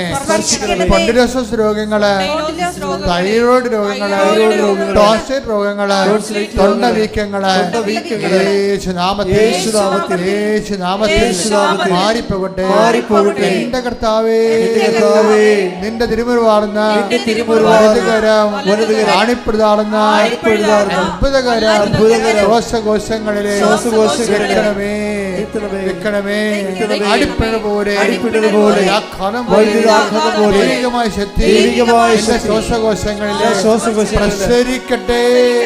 വലിവ് രോഗങ്ങള്, ഹൃദയ രോഗങ്ങള്, വാൽവ് രോഗങ്ങള്, ബ്ലോക്ക് രോഗങ്ങള് യേശുവിന്റെ നാമത്തിൽ, കരൾ രോഗങ്ങള്, പ്ലീഹ രോഗങ്ങള്, പാൻക്രിയാസ് രോഗങ്ങള് ഈശോയുടെ നാമത്തില് മാറിപ്പോകട്ടെ, മാറിപ്പോകട്ടെ. കർത്താവിന്റെ ശക്തി, കർത്താവിന്റെ ശക്തി എന്റെ ശ്വാസകോശങ്ങളെ യേശുവിന്റെ രക്തത്താൽ കഴുകട്ടെ. മാരക രോഗങ്ങളെ യേശുവിന്റെ നാമത്തിൽ മാറിപ്പോകട്ടെ. ഹല്ലേലൂയ, ഹല്ലേലൂയ, ഹല്ലേലൂയ. യേശുവേ ഹല്ലേലൂയ, ഹല്ലേലൂയ, ഹല്ലേലൂയ, ഹല്ലേലൂയ, ഹല്ലേലൂയ, ഹല്ലേലൂയ.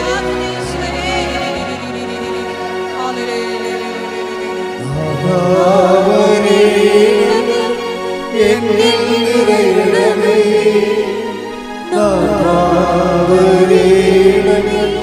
സൗഖ്യം നൽകണമേ,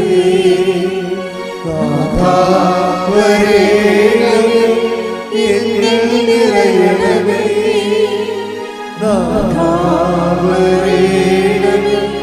സൗഖ്യം നൽകണമേ. പരമദിവ്യകാരുണ്യത്തിന് നേരവും ആരാധനയും സ്തുതിയും പുകഴ്ചയും ഉണ്ടായിരിക്കട്ടെ. അടിവയറ്റിലും വയറിലും കൈവച്ചുകൊണ്ട് പ്രാർത്ഥിക്കേണ്ട സമയമാണ്. ശ്രദ്ധിക്കട്ടെ. ഹല്ലേലൂയ, ഹല്ലേലൂയ, ഹല്ലേലൂയ, ഹല്ലേലൂയ, ഹല്ലേലൂയ, ഹല്ലേലൂയ, ഹല്ലേലൂയ, ഹല്ലേലൂയ, ഹല്ലേലൂയ, ഹല്ലേലൂയ, ഹല്ലേലൂയ, ഹല്ലേലൂയ, ഹല്ലേലൂയ, ഹല്ലേലൂയ, ഹല്ലേലൂയ, ഹല്ലേലൂയ, ഹല്ലേലൂയ, ഹല്ലേലൂയ. പരിശുദ്ധ പരമദിവ്യകാരുണ്യത്തിന് നേരവും ആരാധനയും സ്തുതിയും പുകഴ്ചയും കർത്താവായ ദൈവമേ, കുടൽ രോഗികള്, അൾസർ രോഗികള്, അർശസ് രോഗികള്, അതുപോലെ തന്നെ നടുവേദനയുള്ളവര്, ഹിപ്പിന് വേദനയുള്ളവര്, യേശുവിന്റെ നാമത്തിൽ സൗഖ്യം പ്രാപിക്കട്ടെ. ഉദരരോഗങ്ങള്, രഹസ്യ രോഗങ്ങള് യേശുവിന്റെ നാമത്തിൽ അടിപ്പിണ പോലെ, ആഘാതം പോലെ ദൈവികമായ ശക്തി ഇടിച്ചിറങ്ങട്ടെ. ദൈവത്തിന്റെ ശക്തിയാൽ മാരകരോഗങ്ങള്, അസ്ഥിരോഗങ്ങള്, കുഴകളുള്ള രോഗങ്ങള്, വാതരോഗങ്ങള്, വിസർപ്പരോഗങ്ങള്, ത്വക്ക് രോഗങ്ങള് ദാവീദിന്റെ നാമത്തിൽ രക്തത്താൽ കഴുകപ്പെടട്ടെ. യേശുവിന്റെ നാമത്തിൽ മാരകരോഗങ്ങള് മാറിപ്പോകട്ടെ.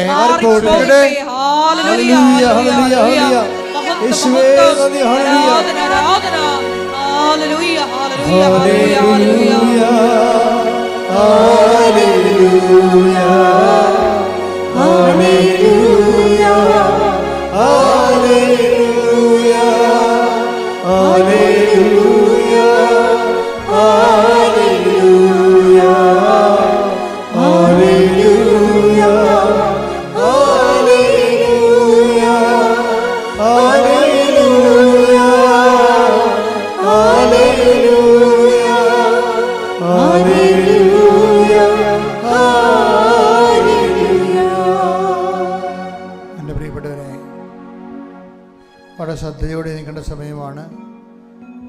ജീവിതത്തിൻ്റെ വ്യത്യസ്തങ്ങളായ മണ്ഡലങ്ങളിലെ വിഷമസന്ധിയിലാകപ്പെട്ടവർക്ക് വേണ്ടി പ്രാർത്ഥിക്കുന്ന സമയമാണിത്. ജോലിയില്ലാത്തവർ, ഉള്ള ജോലി നഷ്ടപ്പെടാൻ പോകുന്നവർ, ചെയ്തുകൊണ്ടിരിക്കുന്ന ജോലിയിൽ വേറെ കോമ്പറ്റീഷൻ ബേസിൽ വേറെ ആൾക്കാരും കമ്പനികളും ഏജൻസികളും ഒക്കെ പിടിമുറുക്കിയിട്ട് പണിയില്ലാതെ കൂടെ നിൽക്കുന്നവരെ നിലനിർത്താൻ പറ്റാതെ അവരും വേറെ ചിതറിപ്പോയിട്ട് അകപ്പാട് ഒറ്റപ്പെട്ടു പോയി സങ്കടപ്പെട്ട ഒത്തിരി മനുഷ്യരുണ്ട്. അവരെല്ലാം സമർപ്പിച്ച് പ്രാർത്ഥന സമയമാണ്. നിങ്ങൾ ഓർക്കുക, അമ്മ മാതാവ് ജീവനോടെ പ്രത്യക്ഷപ്പെട്ട സ്ഥലത്ത് നിന്നെ കൊണ്ടുവന്നിട്ടുണ്ടെങ്കിൽ ദൈവത്തിന് നിനക്കൊരു പരിഹാരം തരാൻ ഉദ്ദേശിക്കുന്നുണ്ട്. നീ ശ്രദ്ധിച്ച് ഉടമ്പടി ജീവിക്കാൻ നോക്കുക. കർത്താവ് അങ്ങനെ മക്കൾക്ക് വേണ്ടി പ്രാർത്ഥിക്കുന്നു. വിദ്യാഭ്യാസത്തിൻ്റെ പ്രക്രിയയിലിരിക്കുന്നവർക്ക് വേണ്ടി പ്രാർത്ഥിക്കുന്നു. പരീക്ഷയിൽ കൂടെ തോറ്റുപോയിട്ട് ഇത് തന്നെയാണോ ഞാൻ പഠിക്കേണ്ടിയിരുന്നത് എന്ന് ചിന്തിച്ചിട്ട് ഇനി എനിക്ക് പിന്നോട്ട് നടക്കാൻ പറ്റത്തില്ലല്ലോ എന്ന് വഴിമുട്ടി നിൽക്കുന്ന മക്കൾ പുതിയ വഴി അവർക്ക് തെളിച്ചു കൊടുക്കുന്ന സമയമാണ്. മാതാവ് നിങ്ങൾക്ക് വേണ്ടി മധ്യസ്ഥം വഹിക്കുന്ന സമയമാണ്. അതുപോലെ തന്നെ അത് വീട്ടിലെ പ്രയാസങ്ങളുണ്ട്. പലതരത്തിലുള്ള ഓരോ വ്യക്തികൾക്കും ഓരോ പ്രയാസങ്ങളുണ്ട്. വീട് മൊത്തം പ്രശ്നമാണ്. വീട്ടിലോട്ട് ചെല്ലാൻ പറ്റുന്നില്ല, കയറാൻ പറ്റുന്നില്ല, വല്ലയിടവും പോയി ഒളിച്ചു പോയാലാൻ തോന്നിപ്പോകുന്ന രീതിയിൽ സമാധാനം നഷ്ടപ്പെട്ട കുടുംബങ്ങൾ കർത്താവെ അവരെ സമർപ്പിച്ച് പ്രാർത്ഥിക്കുകയാണ്. കർത്താവ് ചെറിയ കടകളുണ്ട്, ജീവിത മാർഗങ്ങളുണ്ട്, അത് അടഞ്ഞു വരുന്ന ലക്ഷണമാണ്. കടക്കാരെല്ലാം വാങ്ങിച്ചുകൊണ്ട് പോയിട്ട് ഒന്നും തിരിച്ചു കിട്ടാത്ത അവസ്ഥയാണ്. ചോദിക്കുമ്പോൾ പരിഭവമാണ്. ഇനി ഞാൻ എന്തെടുത്തിട്ട് എൻ്റെ കുഞ്ഞുങ്ങളെ പോറ്റുമെന്നറിയാതെ വേദനിക്കുന്ന മക്കളുടെ മേൽ കർത്താവിൻ്റെ ചൈതന്യം പ്രസ്തരിക്കട്ടെ പ്രാർത്ഥിക്കുന്നു. വിവാഹം ഒത്തുവരാത്തവർ, മക്കളില്ലാത്തവർ, വീടിൻ്റെ വഴിയില്ലാത്തവർ, വീട് വെക്കാൻ നിവൃത്തിയില്ലാത്തവർ, പാക ഉടമ്പടി നടക്കാത്തവർ, എല്ലാവരുടെ മേലും കർത്താവിൻ്റെ ചൈതന്യം പ്രസ്തരിക്കട്ടെ. ശ്രുതികട്ടെ.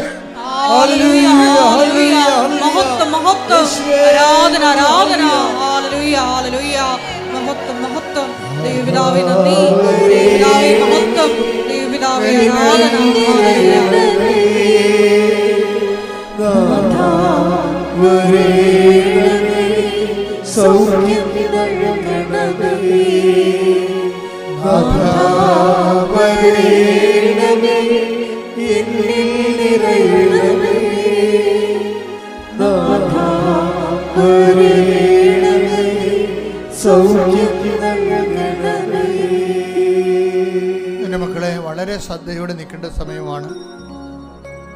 നമ്മൾ ഒരുമിച്ച് പ്രാർത്ഥിക്കുകയാണ്. ഒരാൾക്ക് വേണ്ടി 1000 പേര് പ്രാർത്ഥിക്കേണ്ട സമയമാണ്.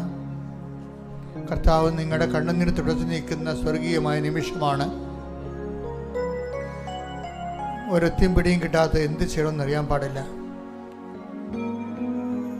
അങ്ങനെ ഒരു പുതിയ വഴി കിട്ടാൻ വേണ്ടി പ്രാർത്ഥിച്ചുകൊണ്ടിരിക്കുകയാണ്. കർത്താവ് ജീവിക്കാൻ വേണ്ടി ഒരു മാർഗം. ചിലർക്ക് ജീവിത പങ്കാളി കിട്ടണില്ല. 45 വയസ്സായി, ജീവിത പങ്കാളി കിട്ടണില്ല. ഇനി കിട്ടുമോ എന്നറിയാൻ പറ്റാത്ത ആശങ്കയാണ്. അവർക്ക് ഉറങ്ങാൻ പറ്റണില്ല. അവിടെ ജീവിതം ആകപ്പാടെ തകരുകയാണ്. ഒത്തഴിഞ്ഞ പുസ്തകം പോലെ കിടക്കുന്നു. തുന്നിക്കൂട്ടാൻ ആരുമില്ലാത്ത അവസ്ഥയാണ്. കുടുംബത്തിൽ നഷ്ടപ്പെട്ടു പോയ സമാധാനം, ചെയ്തുകൊണ്ടിരുന്ന രഹസ്യമായ കാര്യങ്ങളെല്ലാം പരസ്യമായി പോയത് കാരണം പലതരത്തിൽ എപ്പോഴും കുത്തും നോടും മേടിച്ച് എവിടെയെങ്കിലും പോയി തൂങ്ങിച്ചെത്താൻ മതിയെന്ന് തോന്നുന്ന രീതിയിൽ മാനസിക ഭാരമുള്ളവരെ കർത്താവ് സ്പർശിച്ച് അനുഗ്രഹിച്ച് ആശ്വസിപ്പിച്ച് ശക്തിപ്പെടുത്തുന്നുണ്ട്. ശ്രദ്ധിക്കട്ടെ. ഹല്ലേലൂയ, ഹല്ലേലൂയ, ഹല്ലേലൂയ. മഹത്വം, മഹത്വം. ആരാധന, ആരാധന.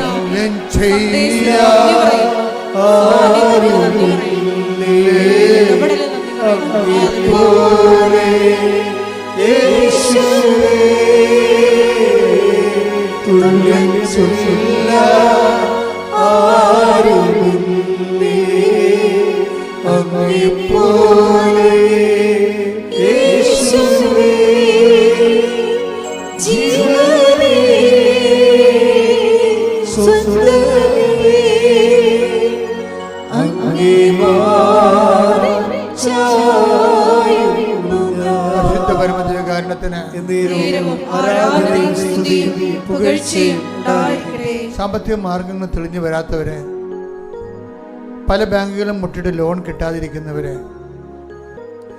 ആവശ്യപ്പെട്ട രേഖ കിട്ടാത്തവരെ, വീടിന് നമ്പർ കിട്ടാത്തവരെ, ഇനി ഈ വിഷയത്തിൽ ചെയ്യാൻ ഇനി ഒന്നുമില്ല, ഞാൻ എന്ത് ചെയ്യുമെന്ന് അറിയാൻ പറ്റാതെ പകച്ചു നിൽക്കുന്നവർ,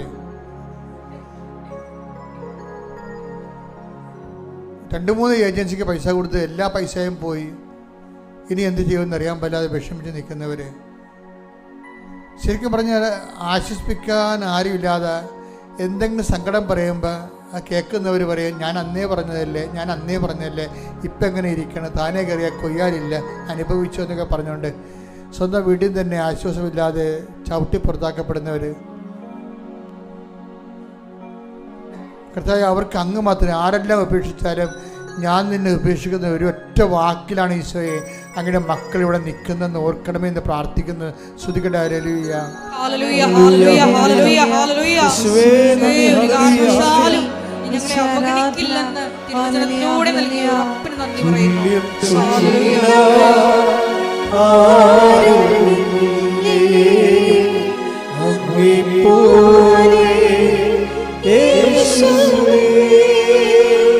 ജീവനേ സ്വന്തമേ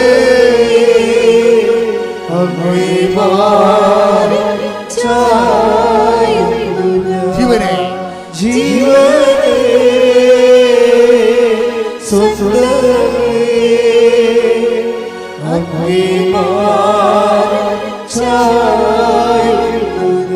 പരിശുദ്ധ പരമദിവ്യകാരുണ്യത്തിന് ആരാധനയും സ്തുതിയും പുകഴ്ചയും ഉണ്ടായിരിക്കട്ടെ. മക്കളെ ഓർത്ത് വേദനിക്കുന്നവർ, അവിടെ വിസ കട്ടാകാൻ പോകുന്നു, അവർക്ക് വിസ പുതുക്കി കിട്ടണില്ല, ഇനി എന്ത് ചെയ്യുന്നവർക്കൊരു ഐഡിയ ഇല്ല. കുഞ്ഞുങ്ങളെ അവിടെ കൊണ്ടുപോയി വിസായും പുതുക്കാൻ പറ്റണില്ല, ചെയ്തുകൊണ്ടിരുന്ന ജോലിയുടെ പ്രോജക്റ്റും തീർന്ന് തിരിച്ചു പോരേണ്ടി വരുന്നു, വിസ കിട്ടുന്നില്ലെങ്കിൽ എന്ത് ചെയ്യും? അങ്ങനെ കുഴങ്ങിക്കിടക്കുന്നവർക്ക് തീരുമാനം എടുക്കാൻ പറ്റാതെ വിഷമിക്കുന്നവരുടെ മേൽ കർത്താവിൻ്റെ അരുവി വരാൻ വേണ്ടി പ്രാർത്ഥിച്ചുകൊണ്ടിരിക്കേണ്ട സമയമാണ്. ജീവിതത്തിനുണ്ടാകുന്ന ഓരോ വിഷയങ്ങളെല്ലാം പേപ്പർ സംബന്ധമായ രേഖ സംബന്ധമായ സൈൻ ചെയ്ത് കിട്ടേണ്ട ഒരു അവസ്ഥകളിൽ നിൻ്റെ എല്ലാ പേപ്പറുകളും സൈൻ ചെയ്യുന്നതിന് വേണ്ടി നിൽക്കുന്ന തടസ്സങ്ങളെ യേശു നാമത്തിൽ മാറിപ്പോകട്ടെ എന്ന് കൽപ്പിക്കുന്ന. ശ്രുതികട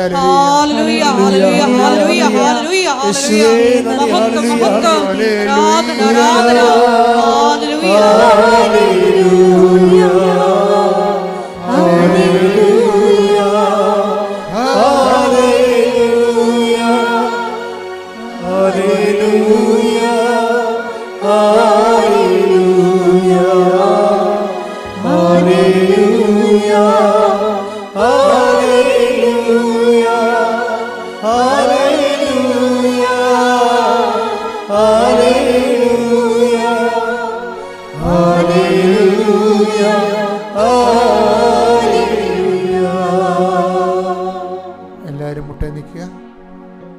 മറ്റൊന്നിൽ നിന്നാണ് സമാധാന ആശീർവാദം മേടിക്കേണ്ടത്. ഇപ്പോഴും മൗനമായിട്ട് വ്യക്തിപരമായ ആവശ്യങ്ങൾ സമർപ്പിക്കേണ്ട സമയമാണ്, ഓൺലൈനിലുള്ളവർ പ്രത്യേകിച്ച്.